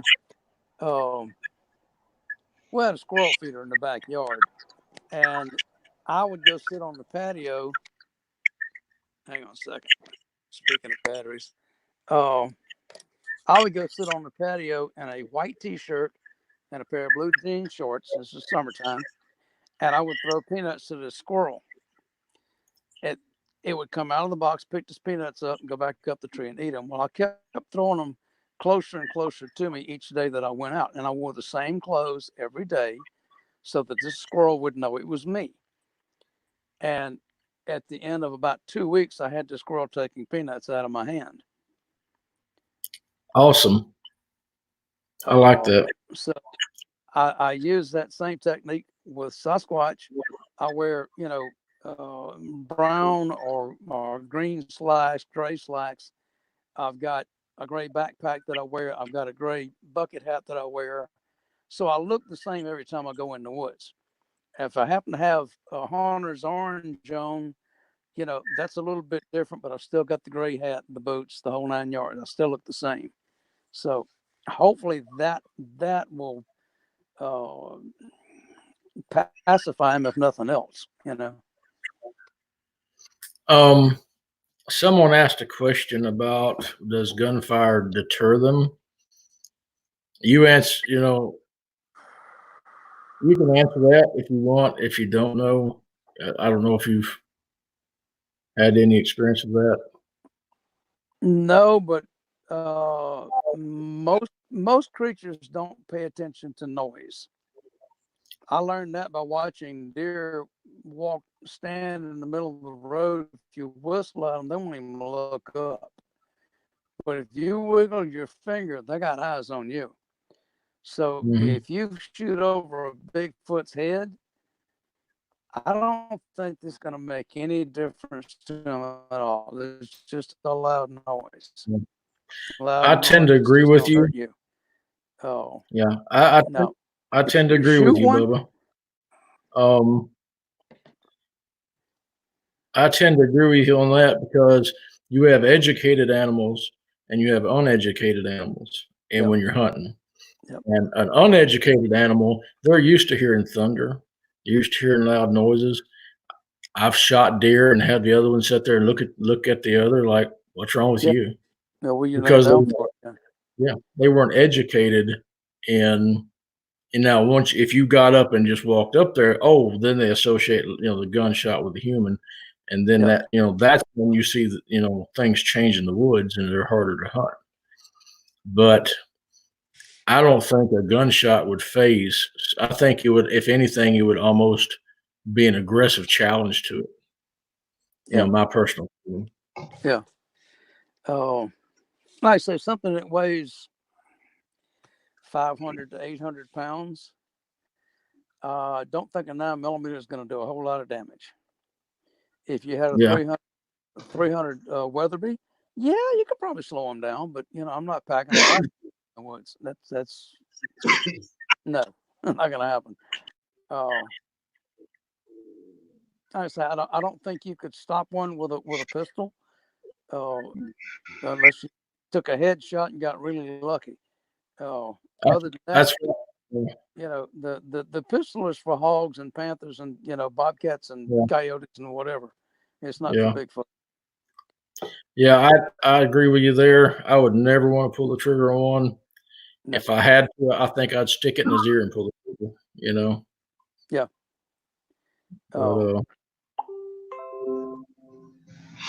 Yeah, we will, Bubba. I think that would be a very good show to come up there. Of course, meet you, do a camp out, and have a it wouldn't be a full-fledged expedition. I mean, maybe it might turn into that, but we could definitely do some scouting and recon all in that area. I think that would be fun. Oh yeah. I'd like to do at least an overnight. Yeah, at least an overnight. I think if we did go, it would be at least a weekend. Oh yeah. I don't know if we could set up here in the campground and do a night recon. I don't know if they'd actually come out to the campground. But no, we'd pick some areas around in there. We have a strategic method that we try to use to pick out areas around and just go out and, of course, scout usually scout and track during the day and possibly do some maybe some whoops and knocks, try to corroborate our single knock theory down there. Yeah. Or up there, yeah. I'm not exactly sure, because of the activity around that where you're camping at and stuff. I'm not sure if I mean, I might pick a primitive camp a mile or two away to camp at because I'm sleeping under a 10 by 10 trail tarp, with a fire, Yeah. And I know what it feels like when you're talking about being looked at. There's a distinct feeling of being looked at, and I can discern the difference between not being looked at and being looked at. I know it. Yeah. And it's a creepy feeling to lay in your bedroll knowing you're being looked at. Right. Yeah. Trying to sleep. Knowing there's something, 50 yards or less from it sitting there staring at you while you're sleeping. Oh yeah. Well, Patrick, I found it interesting that he said, it seems to be that he's had more vocal type things happen. He hasn't really had any knocks at all. No, we heard when the other guy was up here with me on that Saturday, we were standing there in the campground. This is 2:00 in the afternoon, and we heard a knock. Bow, one time that came from north of us, and it sounded like it was probably a couple of 100 yards away, which is where the creek is from the campground. And he looked at me, and I looked at him. We, at the same time, both said, "Did you hear that?" He said, "Go." And we hadn't done any knocks. We just standing there talking. He had just arrived, and possibly him showing up with me may have triggered something. I don't know. I can't say what that knock was about or why it occurred at that moment, because I haven't heard any knocks that I can think of. Even when I'm leaving the van or coming back to, like I say, I announce my presence when I go in the woods. They don't have to knock to let each other know I'm there. I'll let them know I'm there. Kind of take some of the strain off of them. Is there an area that's within their range that's remote that we could go to without being bothered and build a fire? Oh yeah. Yeah. And do a firelight investigation? I got his location, Patrick. Yeah. You're talking about in the middle of the woods on the edge of a road or an road or what? Somewhere we could, definitely back a truck up to and have an out, because I work with an out. Yeah. Yeah. With I knew that. Yeah. With my experiences, There's always an escape route. Yeah. Because yeah, I mean there's several pullovers that were logging roads. They're not being used right now. That would be easy enough to back off one of the main gravel roads and clear a little area out and build a campfire. I don't think anybody would say anything as long as you maintained the fire and kept it safe. And yeah, that's very doable. There's several sites we can do that on. Because I've had a lot of success with that. Bubba, how far is that road where your sighting was away from where you're camped? 100 yards. Wow. Literally. Yeah. Now the road's a mile and a half long. It was a mile and a half away from where I sleep that I had the sighting. Okay. That's still plenty close. Yeah. Yeah. Oh, I'm dead in the middle of them. I know that. I came here on purpose. I wanted to be that close. I don't want to spend 2 hours having to drive somewhere to go spend 3 hours walking down a road. To do that's killing my walking time. So I want to be able to take a 5 or 10 minute ride to a site, get out and spend 3 or 4 hours in the woods. Researching just seemed like I could find. So no, right.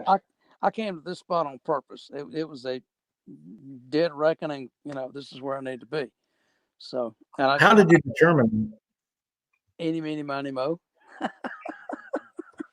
I came up here not knowing literally where I was going at all. Knew nothing about Kisatchie. I just knew I wanted to be in the national forest because there's so much unused land up here. Nobody goes on. Okay. I ended up 400,000 acres.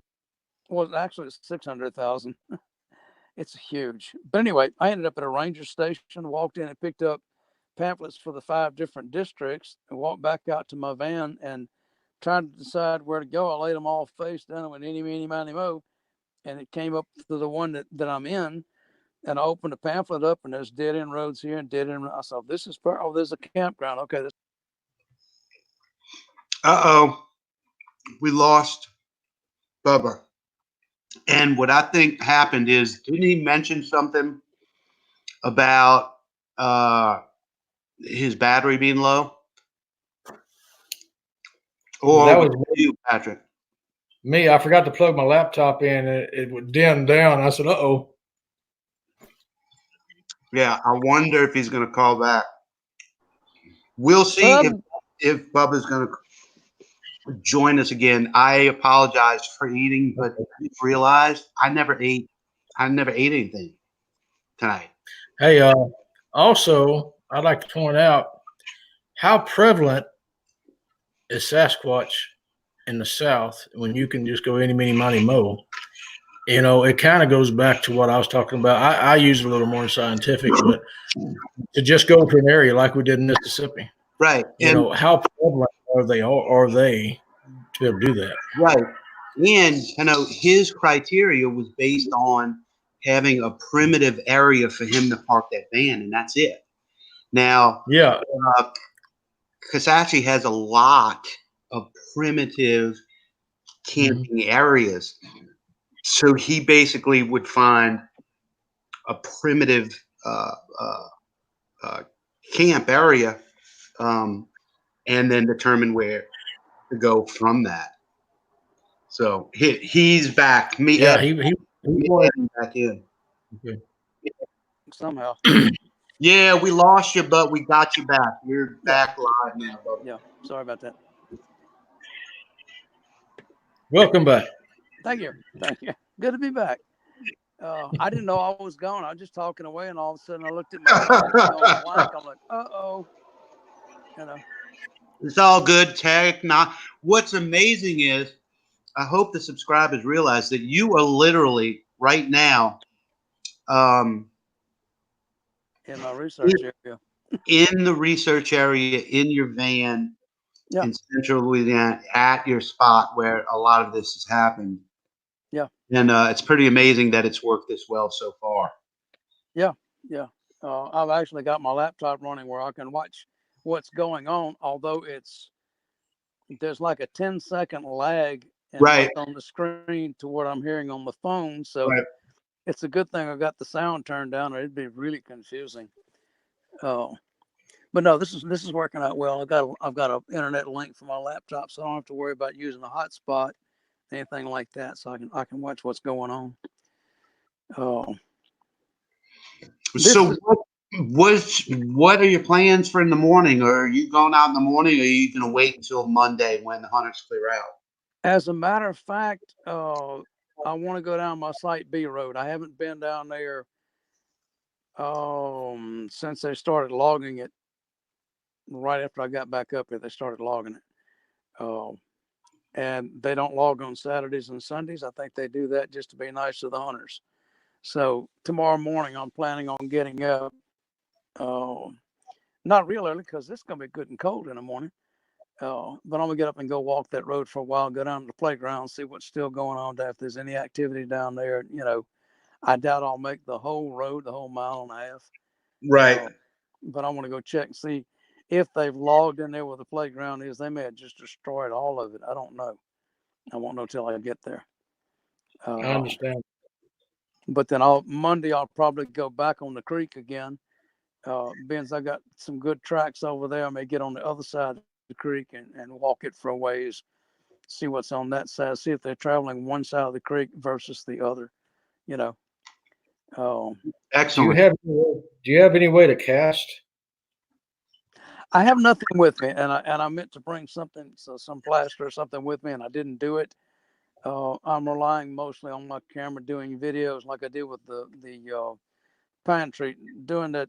Someone told me if you're going to do a video of a track or a photograph, do a video and take your phone from end to end in an arc over the track, and then do an arc sideways back and forth the length of the track, so you get a 3D image of what it looks like. You can download stills if you need to out of that video.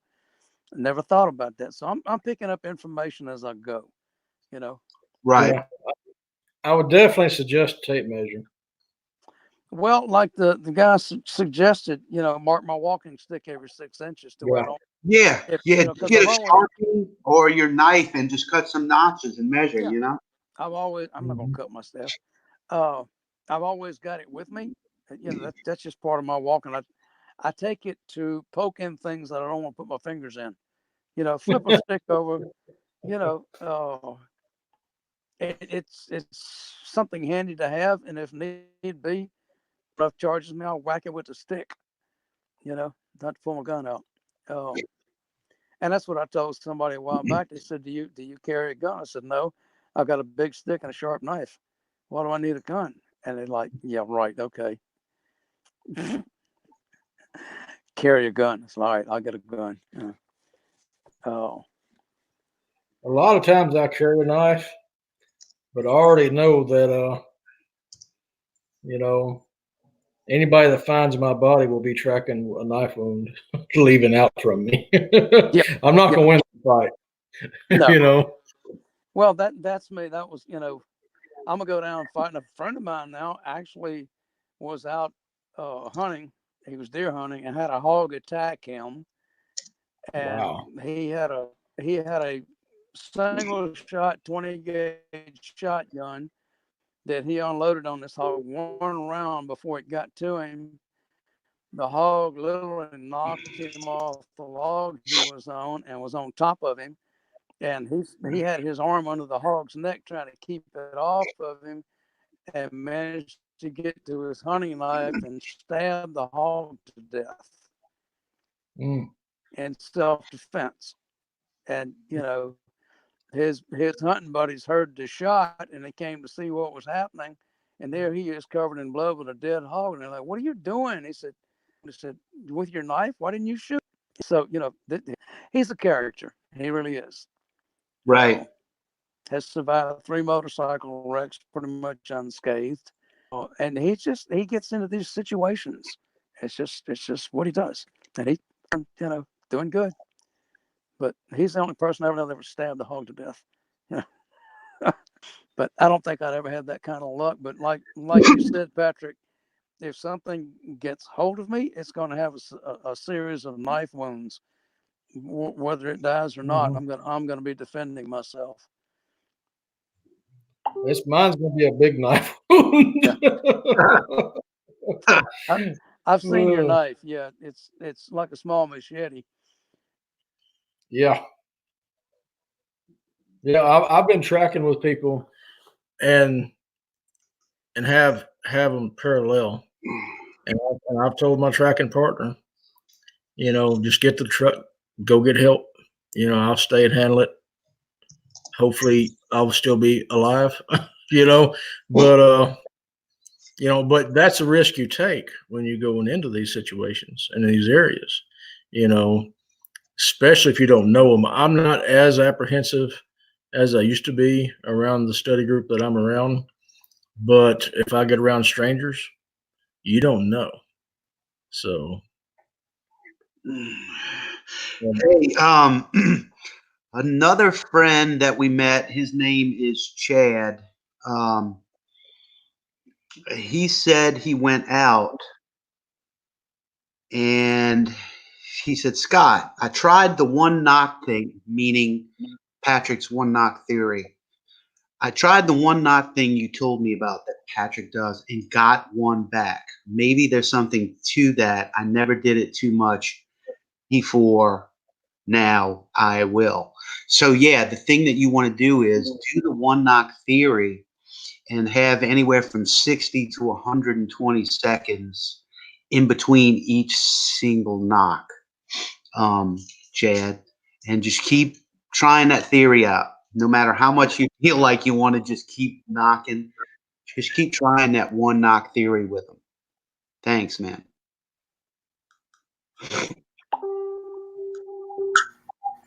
That's another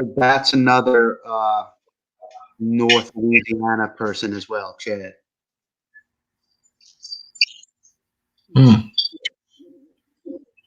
I've also told the subs, a lot of them are saying they really enjoy you, Bubba. I told them that you're going to be a correspondent for up in the North Louisiana areas, that you can give us reports and hop on when we do live shows. I'm sure they'd like to hear from you. I can't wait to go camp and track with him, and I just want to go. I've been dying to get out of the house here lately. Yeah, Patrick's been texting me like out of the blue. He'll text, "I'm bored. I miss Sasquatch." We all do. Yeah. We all want to go camping. Yeah. I know, and the weather's right. The weather is right for it. Yes, it is. Fire, steaks. Matt says, "I like Bubba." We like Matt. Brad Hatcher says, "Bubba, thermal at night from your van. It would be nice if you had thermal." Sci-Fi's got a little thermal. I guess if we go, we can always try that out, Brad. Look, I got it right here in my pocket. Yep. Bubba, are you still with us, Bubba? I think something happened to him. Bubba shot the jukebox. Yeah, I mean his stream is there, but I think he's not there. Bubba, if you can hear us, I'm going to take you out of the stream and try to rejoin with that link, my friend. Let's just give him a minute. Bubba, hello. Hello, Bubba. He is not there. He is there, but his voice is not. All right. There he goes. He'll probably call back in. Yeah, guys, if you knew where he was, I am surprised as hell that he's been on as long as he has, in the middle of nowhere. Yeah. Hi. You back? That's a FLIR. Yeah, I don't know what happened. No. It's where you are, my friend. I just got finished telling everybody we're extremely lucky that we've gotten the content that we had, being where you're at. So it's perfectly fine. This happens with a lot of these videos. It's really nothing on your part, but it just popping back out and getting back on seems to fix it. So you're back with us now. Okay. I'm gonna show my FLIR, Scott. Yeah. I'm gonna sell it. Why? Are you gonna show it? Yeah, I'm showing it. You see it? Okay. It's called the FLIR 1 LT. They make them both for both Android and iPhone. FLIR 1 LT. There's also a FLIR 1 Pro. It's made for your cell phone device. Right. Well, the FLIR 1 Pro is probably the one I was going to get. It's about $200, I believe. Yeah. Oh. It's a Scott did a video of me, and I look like a Sasquatch walking along the back of the fence, and he made me get on the ground and crawl. Oh Lord. Well, at least it works. You know that. But it's got a. He didn't have you running through the bushes or anything, trying to pick you out of the bushes. See, that's just it. We did it in the backyard, like maybe 20, 30 feet away. So what Oh, okay. we need to test. I want to see how it does in the foliage. Yeah, you need to take her out, turn her loose in the woods, and just have her Yeah, run through the woods in the middle of the night and see what yeah. happens. No, we're gonna use Scott as Sasquatch watching. booger bait. Booger bait. Okay. There you go. I ain't gonna be the bait. We're gonna strap bacon and pork chops around him. No, no, we're putting No. no, we're putting stakes around your neck and ribs and stuff, and we're tying you up and just have you run through the woods at night screaming while we. Report. No. No, I'm not Good. doing that. Come on, huh? It We could need be to put fun. pork. Yeah, it could be fun, but I'm not the bait. I'm a tracker. I look for footprints with Patrick. That's right. You could be the bait. Speaking of such things, Patrick, what do you think about baiting or gifting? I worked up a pretty good theory about gifting. It took a long time thinking about it. Bait, I don't advise food because I don't know about you. I don't want something 7, 8 feet tall thinking about food when they see me. Right. I Or don't want that. expecting food when you show up in the woods and Yeah. you don't have it. Yeah, I mean, if they're really hungry, Especially if sugar or something, that's definitely not something to do. So, as far as gifting goes, my idea in my area, what I'm gonna do is get some blue beads and put it on a leather lanyard. Yeah. And I'm gonna set, because I know how many's there, I'm gonna set up different height sticks and hang a lanyard on each one of them, and hope they come and get them. Yeah. And I don't care if they wear them. At least they're aware of them. And I'm going to have one for me and who goes in the woods. And Yeah. so if they come across me in the woods, they see that I have the same lanyard on as they have. And Right. so we're one community. I'm not a threat. Maybe they'll come up peacefully, and I can interact with them peacefully. Right. Right. That's a possibility. I mean, you don't know what type of mentality they have or what train of thought, and that's I guess that's what we have to figure out. Right. Well, you want to be included in their group. Right. But it's hard for you to be trusted as being a human. Right. Now, am I going to strip down naked and run through the woods like they do? I don't think so. But Yeah. You never know what might work.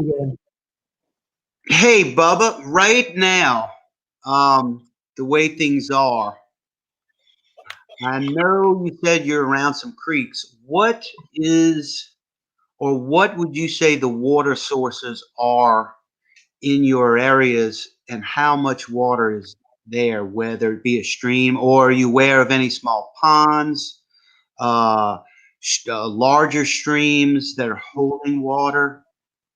There is a pond, 2 ponds actually, probably 2 miles west of me, or maybe 3 miles west of me. The branch that I was, or what they call a branch, is a creek, is actually a rain runoff. It's not spring fed, but it holds water. There's several deep pools in it that hold water for quite a while. There's a lot of water around here. If it rains periodically, there's a lot Right. of water. How big is that 3 mile away pond? 50 yards square. It's a dug pond that we're probably digging up dirt for a railroad track that's right next to. Well, the fact that that might be something to key in on, Patrick. A place to go knock at night. Could be. I think it's on a gravel road. Yeah. And the train tracks there are not used anymore. They're literally abandoned. Oddly enough, I don't know. Go sit down in the middle of the railroad tracks and have a campfire down. I don't know. Yeah. But there, like I said, there's a lot of places to pull off old logging roads that are no longer in use or not in use right now. Perfect place to back off the highway, set up a campfire. And I don't think there are any forestry agents roaming around, any rangers roaming the woods at night that would come by and ask us what we're doing. Right. We could hang lanterns. Yeah, you could do that. Just any source of light, that's not typically there. Mm-hmm. That might be a better idea. I've got some flashing lights we could set up. They're solar powered lights, camping lights, and they've got a 3-phase as a low beam, high beam, and then it flashes like a lot of these cheap flashlights do. Now we can hang one of those and have in a tree on a string and turn it on flash mode and see what happens. Well, we could all huddle under it facing outward. There you go. There you go. It gets creepy. It gets creepy when you're out there and you're knocking. We'll get SJO's clave out there going, and see if we can get some whoops. There you go. Yeah. The Sci-fi, you had something? No, somebody asked the question, Dennis Wilson. It says, why are they so elusive? Do they choose the person they want to see them? There's a lot of different opinions on that. Yeah. Yeah. Well, we've been discussing that. I think a lot of sightings are accidental, literally. They're not aware that a human's anywhere around, or they're in a situation that they have to move. They have to be out in the open temporarily. Something's after them, or they've got, whatever, another Sasquatch running them out of a territory. But they only get seen when they don't want to be, actually. The one that I saw, like Patrick was saying, could have, made a point of showing himself temporarily, just say, okay, I'm here, and he was gone. Don't know if that was accidental or intentional. The only way I'm going to know is if I see it again and it actually stays in one place long enough for me to get a good look at it, and it to get a good look at me and then turn around and walk off. Well, I know that's intentional. Up to that point, I have no idea. I got a little insight on that question. They don't want you to know that they're there. Period.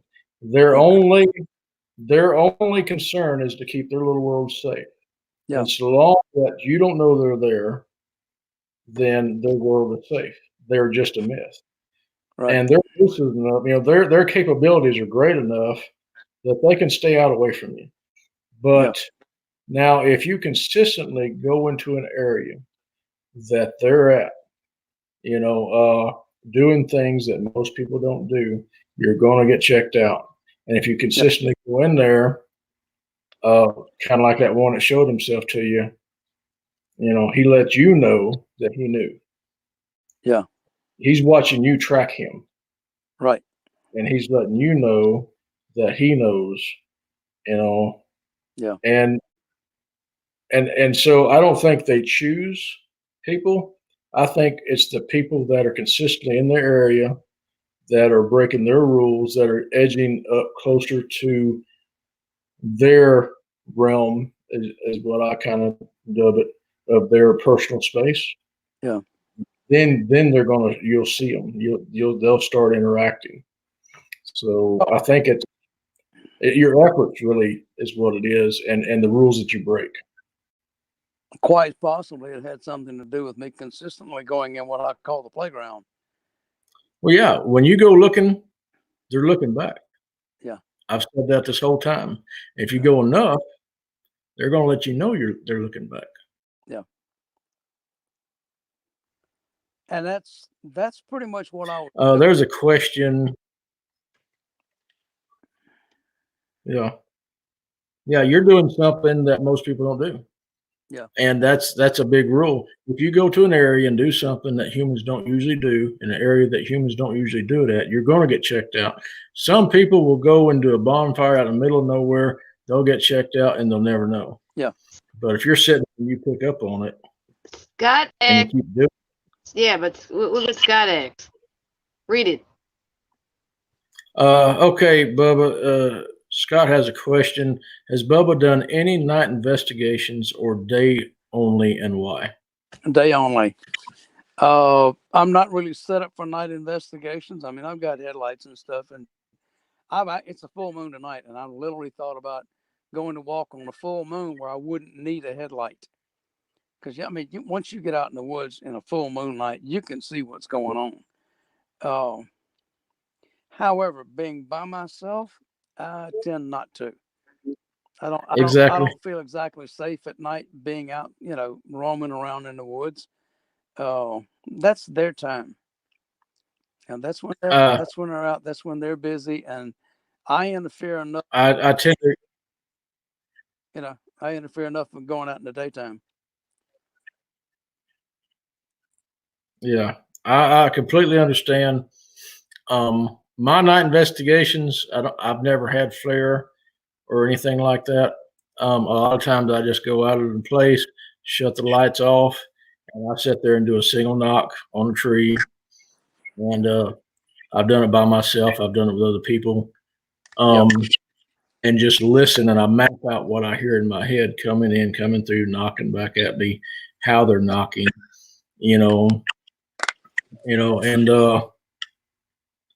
and so that's my night investigation, but it is nerve-wracking by yourself. Yeah. I've camped by myself on occasion. Of course, I wasn't looking for Bigfoot. I was out squirrel hunting, or actually stayed at a hunting camp several times by myself. But you're in an enclosure. You're in a building that's a little safer than just being out walking around the woods by yourself. That's also when predators tend to roam. Big cats, coyotes, whatever, they frequent the night. So just don't really feel safe doing any night explorations. Not yet. I understand. If I get this group over here habituated, and they tend not to want to come out in the daytime and see me, well, I might make a couple of night excursions to see if they'll show up at night and interact in whatever manner. Well, primarily I'll do day excursions tracking. Yeah. And I use the day to set up for a night excursion. I'll set up with an out close and start doing knocks, because there's no stopping them when they're curious and they want to come in. You're not going to stop them until their answers, whatever question they're in their head, Right. Okay. Also, Bubba, there's Scott wants me to explain about nighttime operations as far as how they move. Moonlit nights, they're not very fond of. I've been out on moonlight nights. It's kind of a dull night. The best, most active nights I've found is on a dark moon. And if there's any clouds, the most pitch black night you can imagine, if the moon is coming up in the day and setting before the sun sets, and there's clouds out and it's raining and you can't see your hand in front of your face, that's their favorite move. Yeah. If they've got an excellent night vision, that's their favorite time. That's their favorite night to move. I've tested that theory, and it's very real. Yeah. Now, a sliver moon, they'll still move into sliver moons, whether it's, waxing or waning, but on a real bright moon, I haven't had a whole lot of success calling them in or getting them to move around a bunch.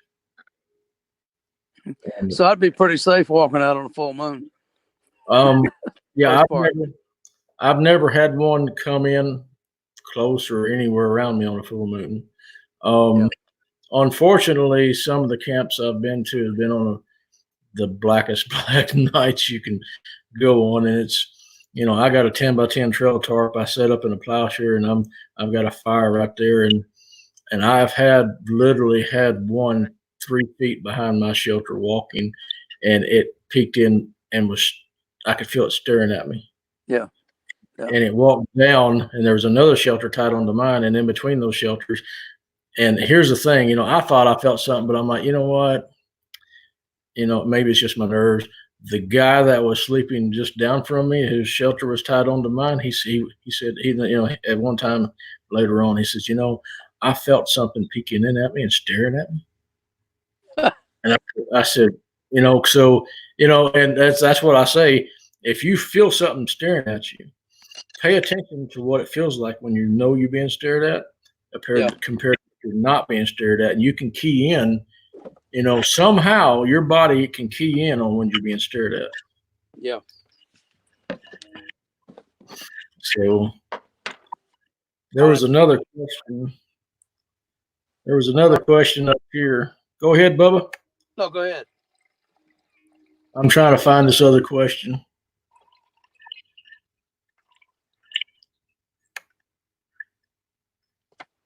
I had to step away from the phone for a minute. That's fine. Go get me something to drink.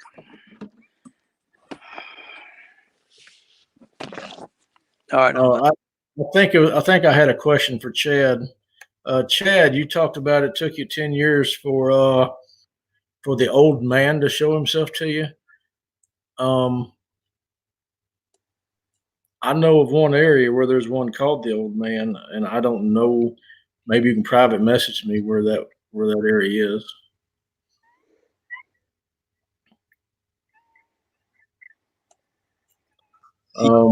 Yeah, I'm asking Chad if he wants to come on now. I mean, why not? I mean, does anybody have anything early to do in the morning?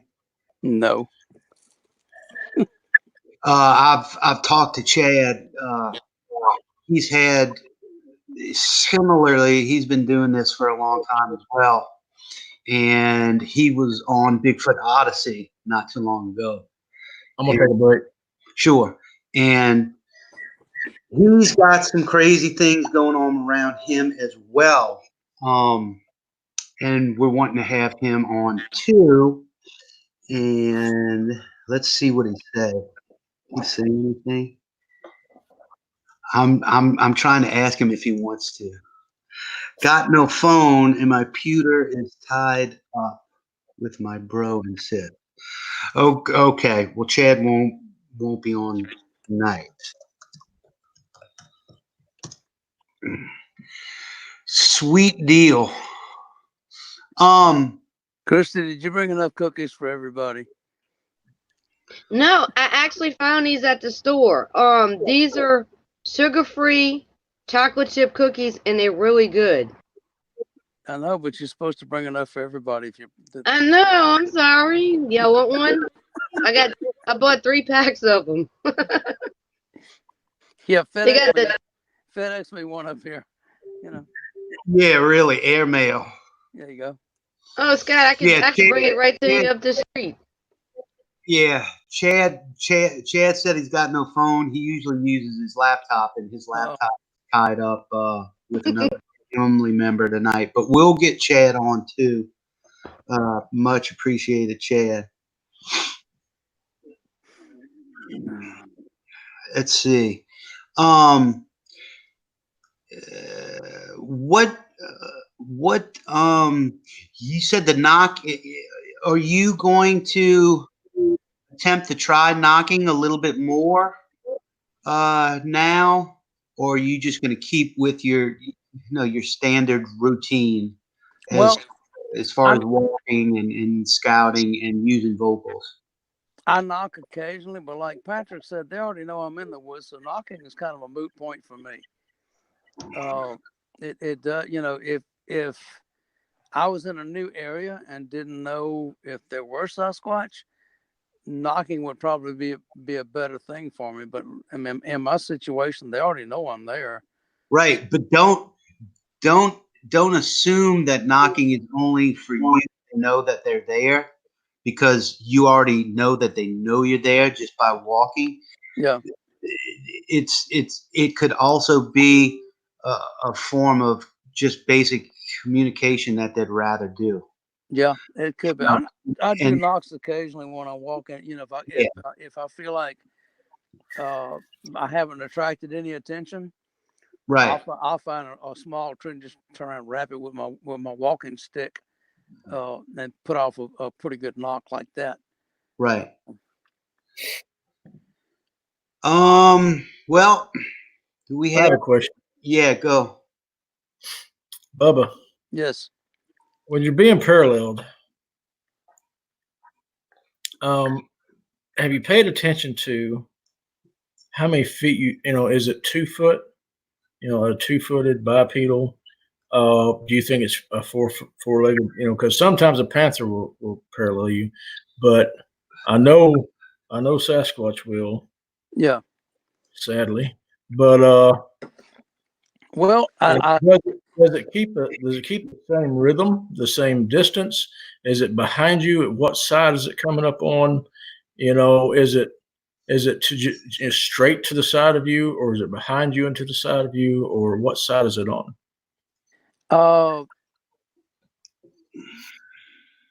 Usually up even with that, and I don't actually hear anything walking in the woods, because they're usually far enough back to where I can't see them. It's a more of a feeling of being watched and knowing that they're there. And no particular side. I mean, it usually they'll stay in one side of the road, one side of the trees. If I'm walking in, they'll be on my right. If I'm walking out, they'll be on my left. So they stay on the same side of the road, mainly because the opposite side of the road where they parallel me is so thick they can't see me. It's all short growth, sweet gums in a cleared out pine area.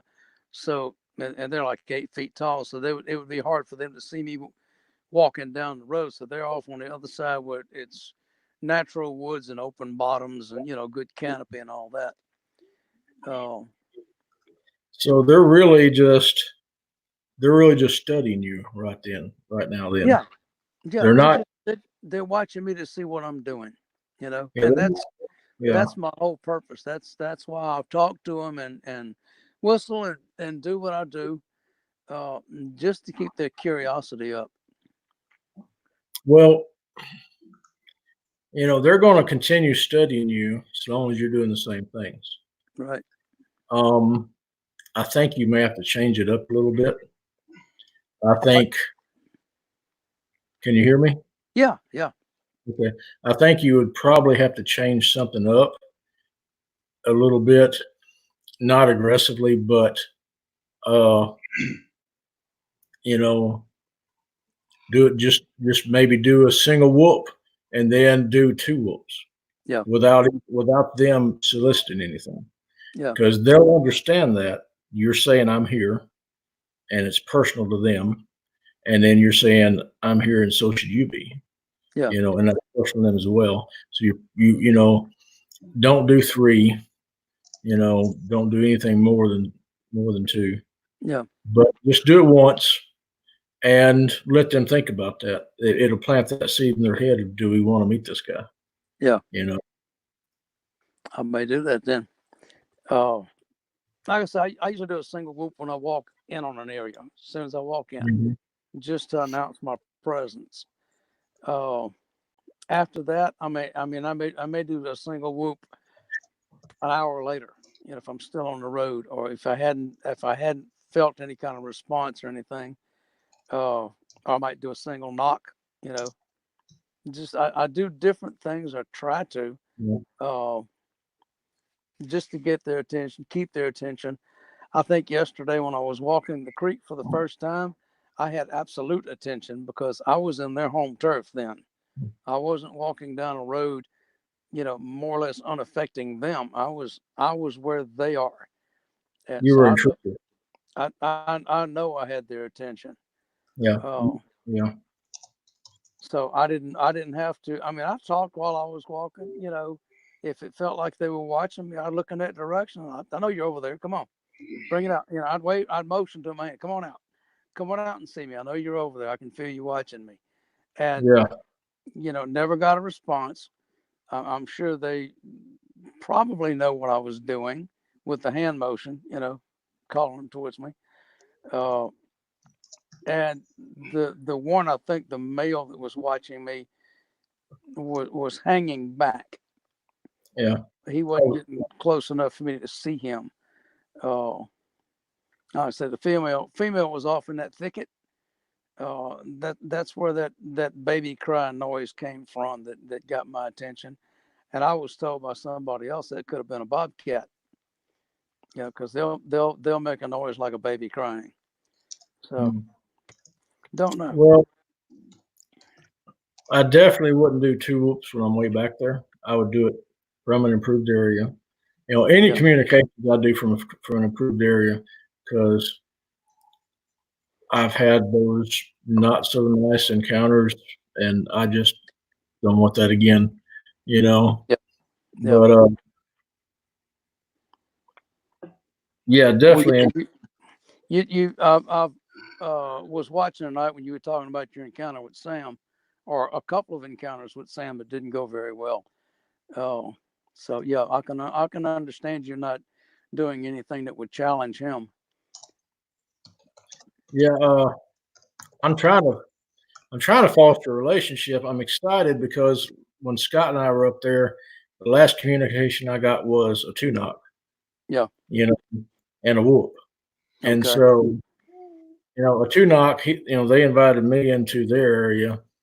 Yeah. And Sam did a whoop, letting me know it's me. So I'm excited about that. Or that's how I perceived what they did. Hey guys, we're I think Chad's gonna try to join. Let's see. Okay. Awesome. Hey Crow, are you there?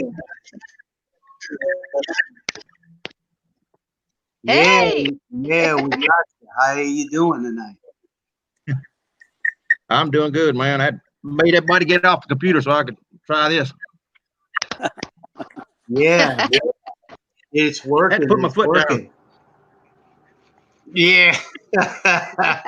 Who's the man? Exactly. I am. It's my house. They do what I say. Yeah, exactly. I'm gonna try to get your audio All right. going, and hold up 1 second. Let's see if I can do this. Why don't you give some background on how long you've been doing this, Chad, and what you've been experiencing? I started when I was about 14, 15. That's the first I ever saw one. My grandpa and my great aunt, everybody was Cherokee, and they always told me about it, but I didn't believe them until I seen one. And I become fascinated with them. I started doing a lot of research, going out looking for them, doing whoops. Like I said in the messages, I didn't do too many knocks before because I didn't think it worked.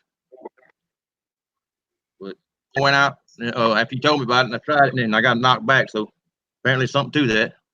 But I got a family living behind me, a family of squatches behind my house back there. It's like 4 of them. Big alpha male I call old man. He's about 9 foot tall. He's a big boy. And then the female, she's about probably 8 foot tall. And girl is a little female, like she's starting to get a little bit of breast on her, so I can see she's about my height, about 6. I'm 6'3", and there's a male. He's about 7 foot. He's a big boy too. Big. He's lanky though. He's kind of skinny. He's not big like. Right. Well, sounds like the one I saw. I've got your audio queued up, so we're gonna go ahead and listen to it. Okay, so let's all let's all be quiet. This is the one where I forgot to feed him one time. I forgot to leave some apples for him, and he got pissed off. So yeah, give us the backstory. this is like relatively like 50 yards from your back door, right? Give us that story. Oh, he's right in my backyard. I've been feeding him about 50 yards from my back door behind my house with apples, and then I forgot one day, and that night he threw a fit. Okay, so let's listen to this.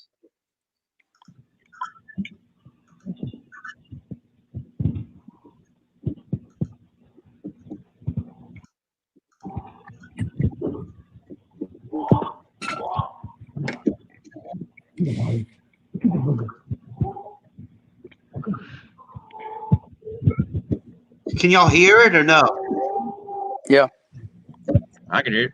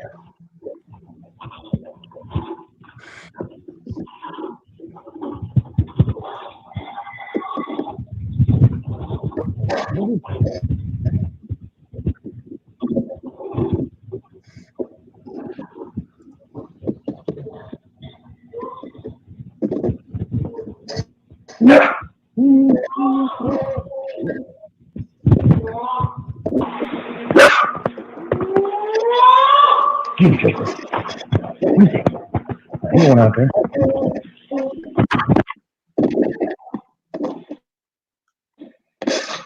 Yeah.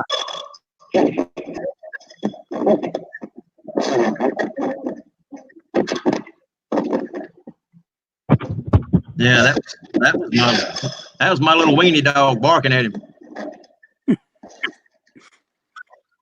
So, how many sightings have you actually had there?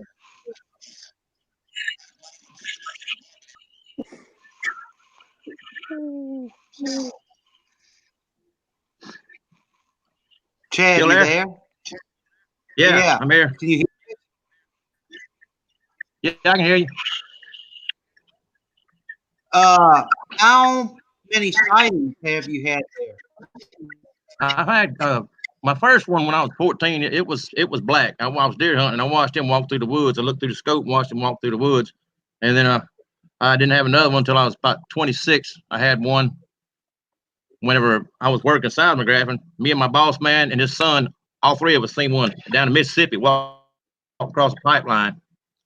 Back here, probably, I don't know, 5 or 6, 7 times maybe. A lot of times, I mean, talking about, like, actually show themselves. Yeah, show themselves. Now, I've seen glimpses of them. I've seen them moving off in the woods, like I told you when I was talking to you on the phone the other night, that, I see them sometimes moving. My dog, she'll let me know. She'll look straight out there, and I'll see something way off out there moving. But I've only had, like, maybe 6, 7 where the old man would come out or the mountain and look at me, show herself. Right. So they've been close enough that you've been able to determine the sex because you said a female. Yeah, I get out there and I'll sit real still, and throw some cinnamon rolls out or stuff, and then they'll come up. They'll kind of crawl up to it and get it and look at it, and I get close enough with my binocular that I can see what they are, tell what sex they are. Wow. Now, are these all black, or are the ones that you've seen? They're brown. Huh? They're brown. Every one of them brown. Every one of them brown, dark brown. The old man, I call him old man because they're all dark brown, but he's got like a skunk stripe going over his head. Really? Now, your dogs don't show fear? He's a big boy. No, I don't take my dogs when I go out to go try and watch them. I leave my dog at the house, because they won't come around when she's out there with me. But they come up around here my house a few times. But most of the time I just go out there at night, like I told you when I stopped on the phone. About 2, 3 o'clock in the morning. That's the best time to go looking for them. Right. You get out there in the daytime, you might if you get down there and sit and be real still, just sit there and throw some stuff out there where you know they're at. Especially like I said, cinnamon rolls. They love cinnamon rolls. You throw some of that out to get it. They don't really show themselves too much in the daytime. Right. Yeah, nightsticks, little glow sticks. They like playing with those things at night. Glow sticks? You like playing with glow sticks?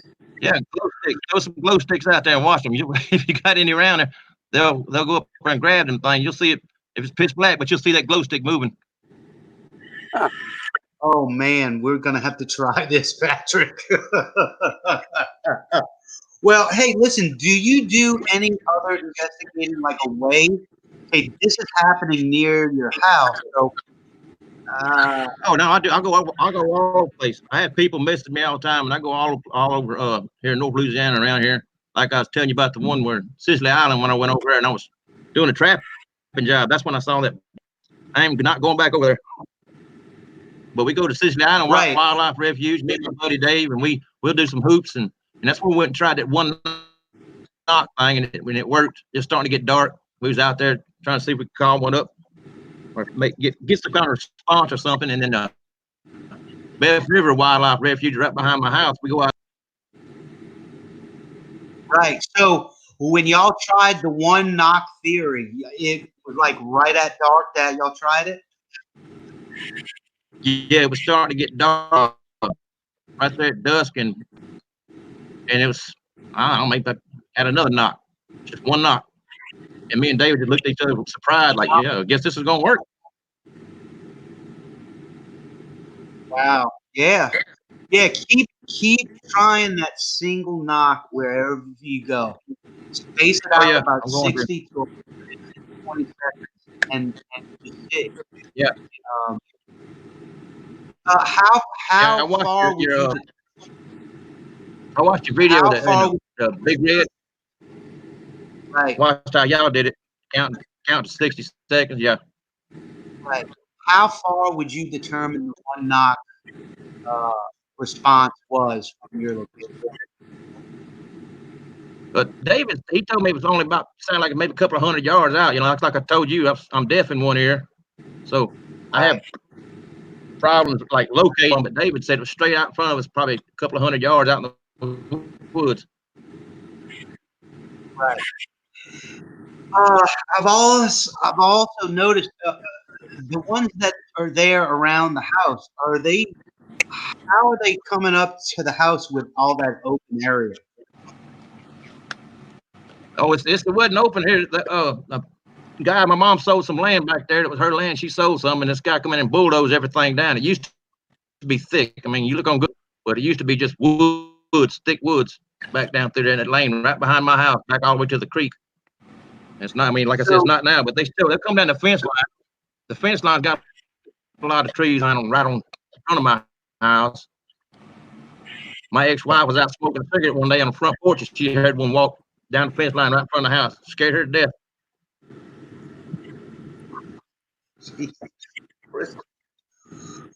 Patrick, you got any questions for Chad? Do you smell anything? Yeah, you smell them. They stink. They smell like little skunk, like dead, maybe garbage, and BO bad. Yeah, I picked up on some of that myself. All right. I mean, they smell like hog. I mean, no, they don't smell like hogs. They smell like Bigfoot. Yeah. Well, you're talking about determining sexes on these things, and you really got me really curious on this. Because it's hard for me to get. Can't see them too good at night. A buddy of mine has a thermal. He won't let me have it, but I've done that, used that thing once or twice. But usually daytime is when I get them to do that. I throw the cinnamon rolls out there for them. That's how I can get and look at them through the binoculars. You go out there at night, you're not going to see too much. Like you said, it's better on moonless nights when you can't see your hand in front of your head, but they'll start moving around. And I'm not going to lie to you. It gets you unnerved. Makes me want to Well, tell us about the encounter where you noticed the young female, how you sexed her as far as, her body shape.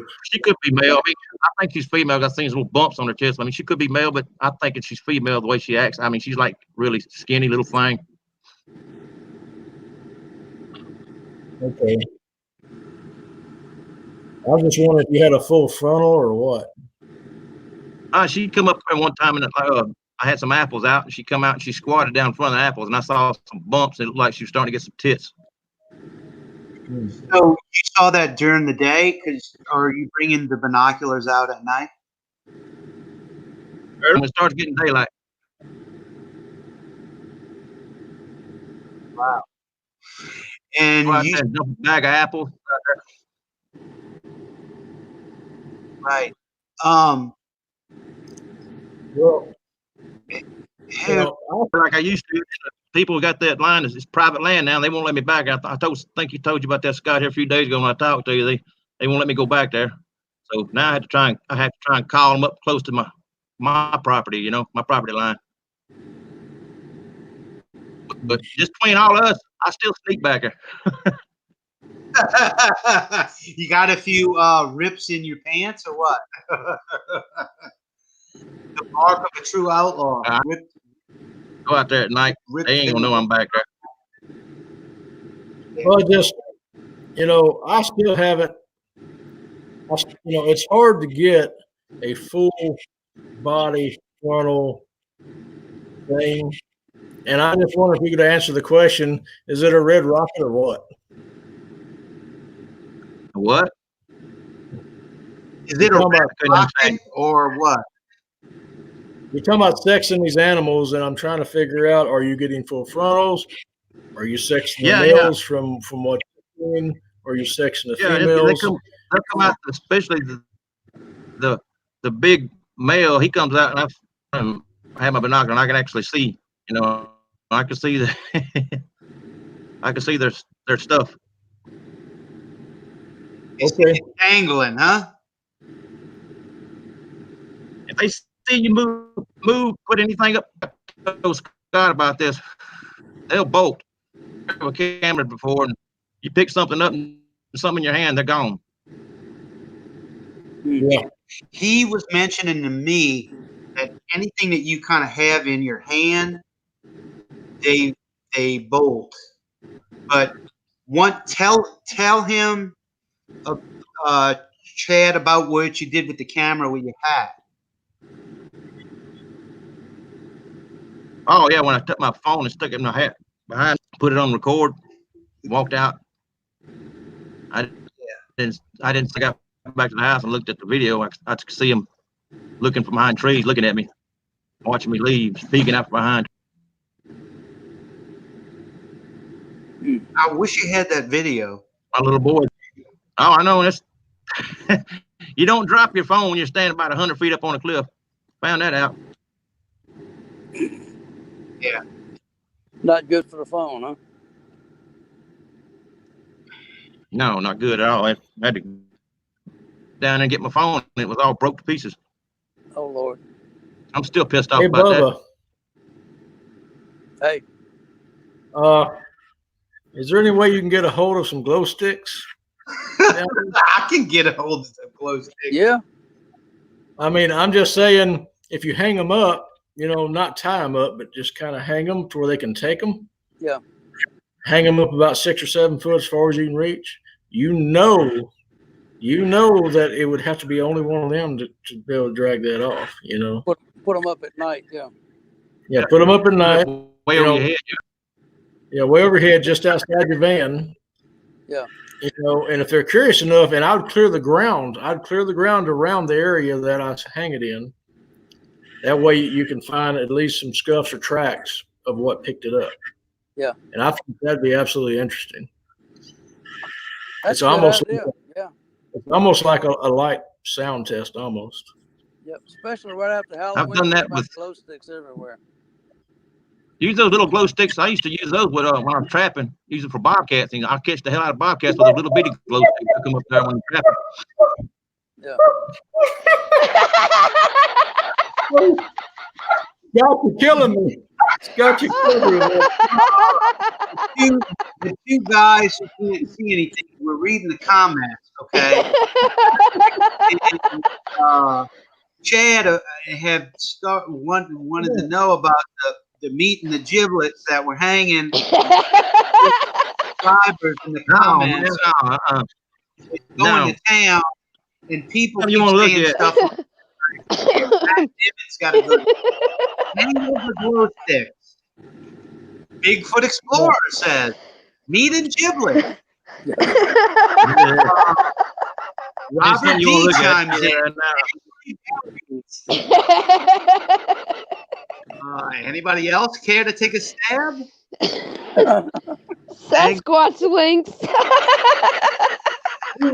Oh, wait, Barry. We got all kinds of dangly stuff going on. Giblet gravy. I'm kind of glad they're on private land though, 'cause I don't want anybody going back there messing with them.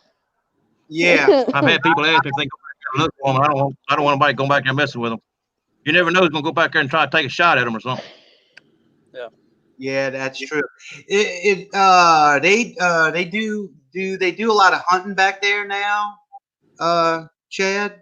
No, they just got it pretty much closed off. They hunt during their season. That's it. But they got it closed off. All barbed wire fence and gates and stuff everywhere back there. And I'd been going back there for a long time, and before they closed it off, told me I couldn't go back there anymore. But like I said, I still sneak back every once in a while. Right. So the other thing that you noticed that you told me was that they don't like lights. Chime in on that a little bit. No, don't. I've done that one time, and they don't light at them. They can't stand that. And like I said, they don't like you poking anything up, having something in your hand or anything like that. It can be a phone, camera, I don't care what it is. They take off. But no, you shine a light on one of them, they're gonna throw a fit. I have done that one time with a spotlight and it scared me to death. I thought he was gonna kill me. I'll keep that in mind. Was that the old man? Yeah, old man. Like, I thought I got him used to me and everything. But no, it's they're like wild animals. They're always wild. You think you got them tamed, you can forget about that. Okay, Chad. Tell them a little bit about, you had them somewhat knowing you because of your beard, and then you did something, and what happened? Yeah, I shaved my beard off, and they wouldn't come around. They still won't out behind trees, but they still won't come out and show themselves. Especially like the old man. He's the only one who really shows himself to me. He'll walk out and let me know he's there. He'll come stepping out behind at me. But they won't even do it now since I shaved my beard off. I had a big long beard, and I shaved it off, and now they don't know who I am. Yeah, that's why I wear the same clothes when I go walking, so they know me. Mm-hmm. I do the same thing. Yep. Yeah.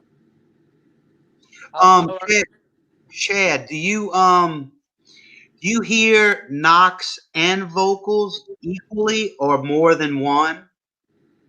More here one than the other? Just vocals here behind my house. I don't hear any knocks behind my house here. When I go out like over the Beth River, across the river there, and we'll hear knocks every once in a while.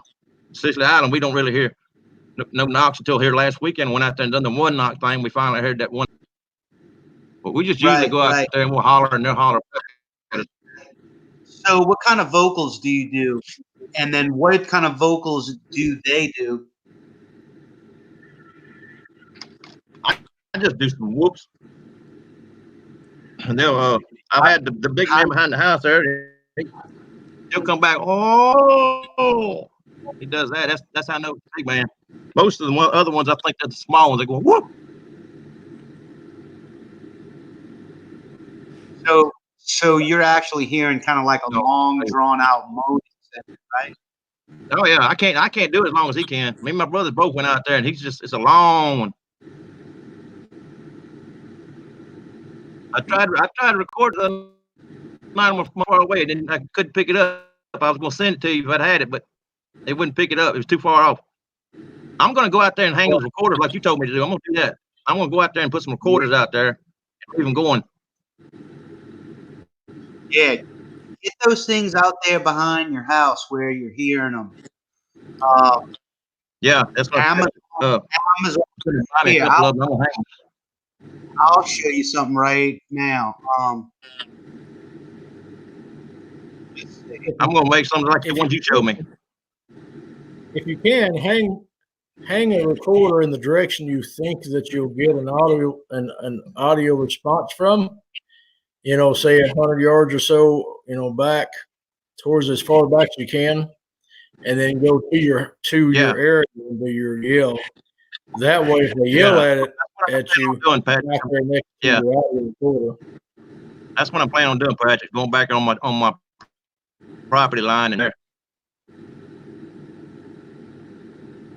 Because there's a swamp behind my house. I mean, Scott, seen I gave you there, and you can see the big old swamp and wood behind my house. That's where they're at back there. Chad, this is an affordable recorder. It's about $40. I'll send you the link. That's the one. Yeah, I got. Okay. That's the same one I was looking at. Yep. That's about as low as I would go in price. Yeah. But it's definitely I've seen a few other ones, but they were bucks. There's 200 and $100. That's I was like, well, that's too much out there. And the other one is 59. I was looking at those two. Yeah.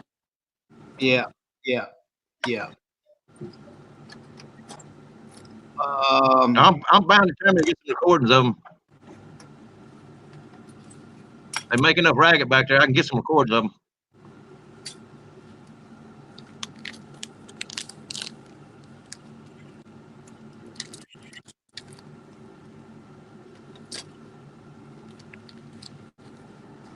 Oh. And dropped y'all again. No, we're all still here. I'm looking at something real quick. Okay. I'm thinking about it went quiet. I thought. Patrick, I was going to ask you, was it the 1 knock means hello? Is that the thing what Scott was telling me? And you said that 3 knocks is go away. 3 knocks is a warning to get out of the area. Okay. I've used a 3 knock one time when I was hunting. I had one slipping in on me when I'm hunting in a whole other area, and it come in close, and I did a 3 knock to send it away because I wasn't comfortable. Yeah. With it being a lot of reports, especially my friends around here that have them coming in like that when they're hunting. I get most emails and stuff and stories from friends of mine when they've been out hunting, squirrel hunting or deer hunting, whatever. The most heard knock I would say would be a 1 knock, and that's why I use a 1 knock. Yeah. But I do it from an area that humans frequent. A single knock is saying I'm here and I'm looking. If you go into the woods, you're saying I'm in your area and you're being intrusive. And I don't like being intrusive. And my grandpa, he's the one that taught me about the signs when you go out there in the woods with the trees bowed over, the X's. He always told me you find an X, that's their territory. They don't want you coming in there. They'll get mad at you. Yeah. This is the first year I've ever found an X in all these years. Well, that's what I was telling Scott, Chris. You usually find an X. If you want to do it, go ahead. But my grandpa told me don't go past an X, so I've never went past an X too much. I don't even mess with the X's. I don't want to make them mad at me. Yeah, I'm trying to be friends. I agree with that. Yeah, I agree with that. Yeah.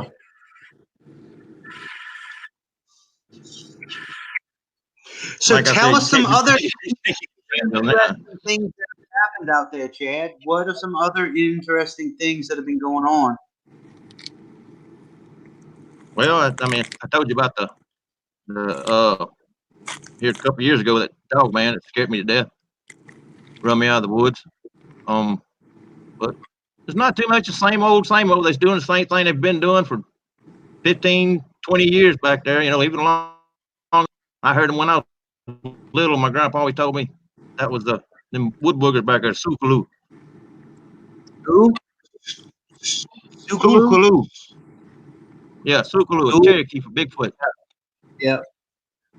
Gotcha. Well, Have they Heard them all back there. They're always cutting up back there. killed That's what I anything said. like chickens or cows around you, Chad?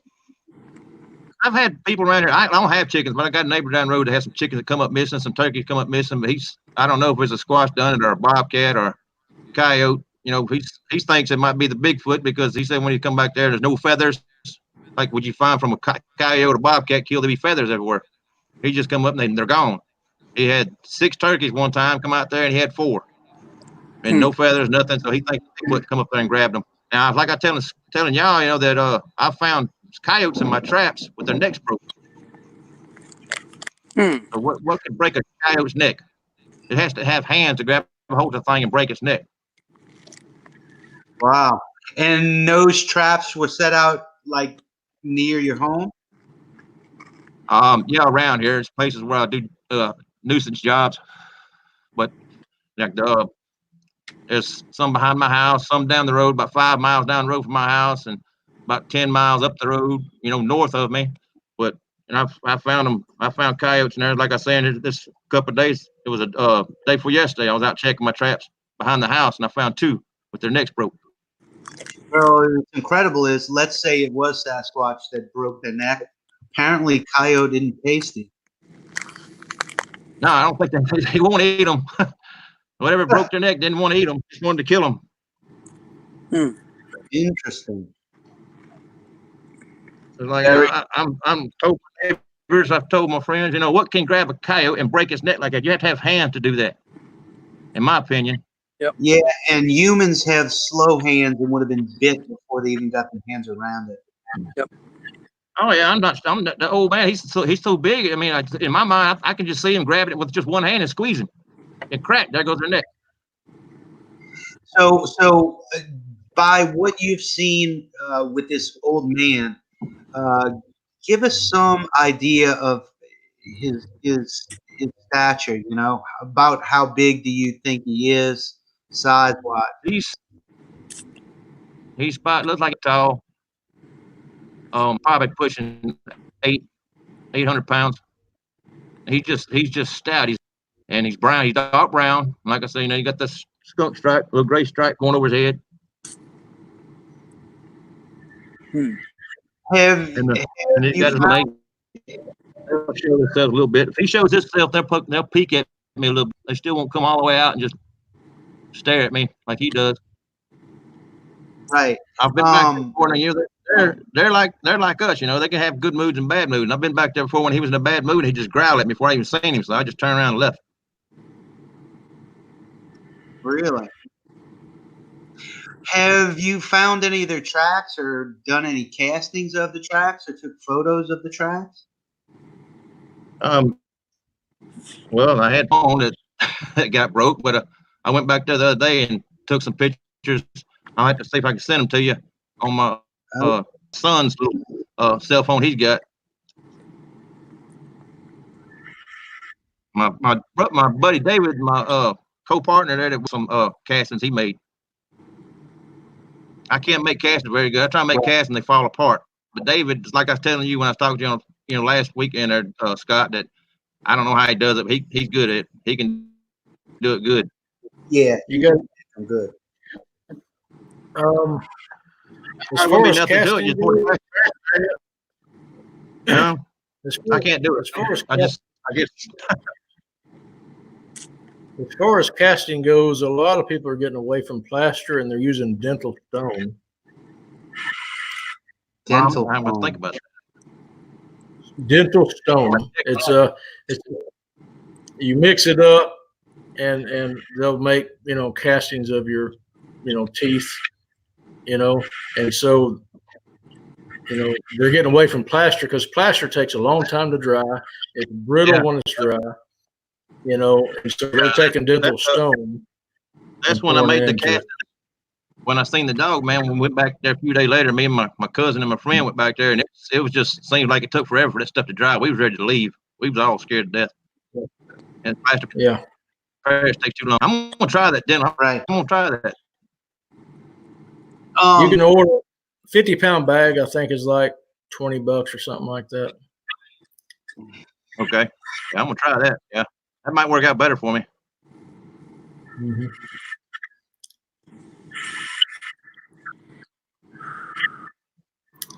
I think did I send you the pictures, Scott? Did you see the pictures, or did they just show you when I was talking to you last weekend of the cast of the dog man? I think you just showed them. Remember, we were on the messenger video. I think you just held them up in the video.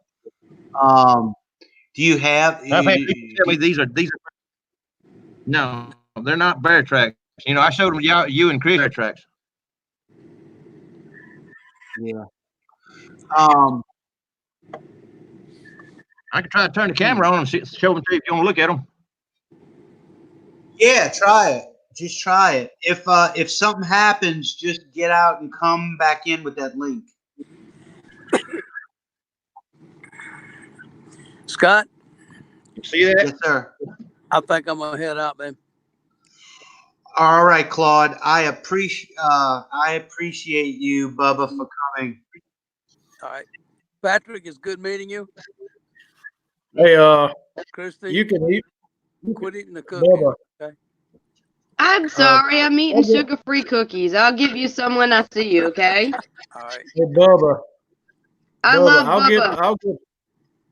I'll get Scott to shoot my email to you, All right. and you can email me and correspond. Sounds good. Sounds good. Okay. It's great meeting you. Yeah. Thanks, Same here. Bubba. Chad, good meeting you, brother. Take care of You yourself. too, Bubba. You be Be careful safe. out there. Oh yeah, you too. Be You safe. too, man. All right. Y'all have a good night. All right. Night. That's a big claw right there. That's a big claw. Just look next to my hand. It's 7 inches by 5 inches. That's not a bear track. Like I said, I seen the thing that left them, so I know what it is. What about the other track you had? Didn't you have another one? Yeah. This one's the toe's completely different than this one is. You can tell it was from different feet. Quit moving them Trying around. to get it going there. Hold them still. Just hold them still, just for a minute. All right, change them around.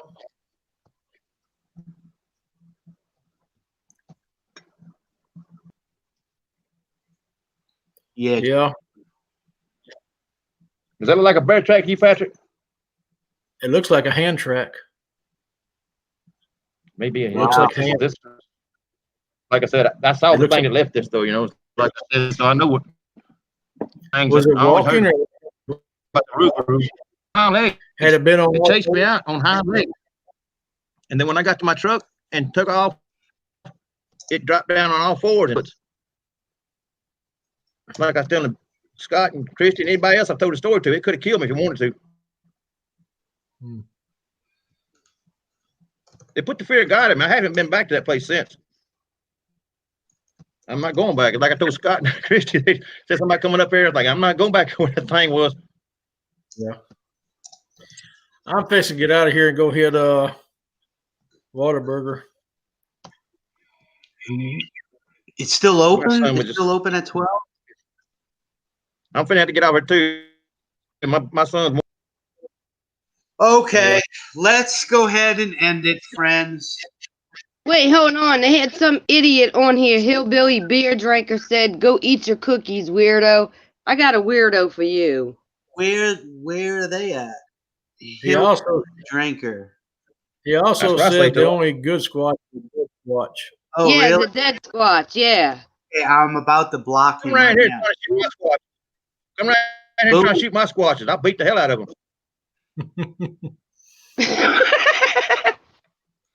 And anyway, well, Chad, I appreciate you for coming on here, and it worked out pretty good tonight. It's not bad. Yeah, it def- wasn't not working. Right. Would you be willing to come on from time to time and also be Yeah. a Bigfoot Explorer No problem. correspondent? yeah, just contact me whenever you find something, or if you want to chat about something that you find Okay. or hear. Yeah, I'm gonna get my son's phone and see if I can send you them footprints. Yeah, that'd be great. Send those photos, and then get you those recorders, because I think having as much activity as you're having back there, getting some more of those audio clips documented for Y'all yourself. see my I little think that's awesome. my little thumbnail on YouTube? Y'all see my little thumbnail? That's a place where we went back Yeah. there where I'd seen the booger at, but I went down the road a little bit back there, and I found some more tracks. And my little boy was with me that day, and that's him holding his hand next to it. And I took that picture of in my little YouTube thumbnail. That's my son with his hand next to a dog man track. All right, I'll check out that thumbnail picture. Well, it is late. It's almost 12 o'clock.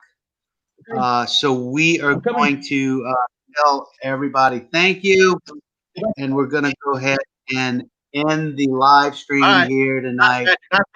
We Christy Scott. Bye, guys, y'all. And yes, thank you, Chad. And Yeah, thank you, Ed and Bubba and Patrick. and Bubba and Patrick, thank you. Yeah, I'm glad I found out about that one knock thing, Patrick. Yeah, it works better in the spring for me for some reason in my area. Yeah, they was telling me that you said that you get more activity in the wintertime like me, in the fall and wintertime. I think they was telling me that you get more activity too. That's the way it is around here. Yeah. Fall, winter, and spring. Summer, I'm mostly just tracking. Yeah. So it's not that they quit moving. It's just that they're just quiet. I think they just lay up trying to stay cool. Yeah. That's my thing. Stay cool. Yeah. Right. All right, guys. Well, good night. And we will be back soon. Thank you and good night.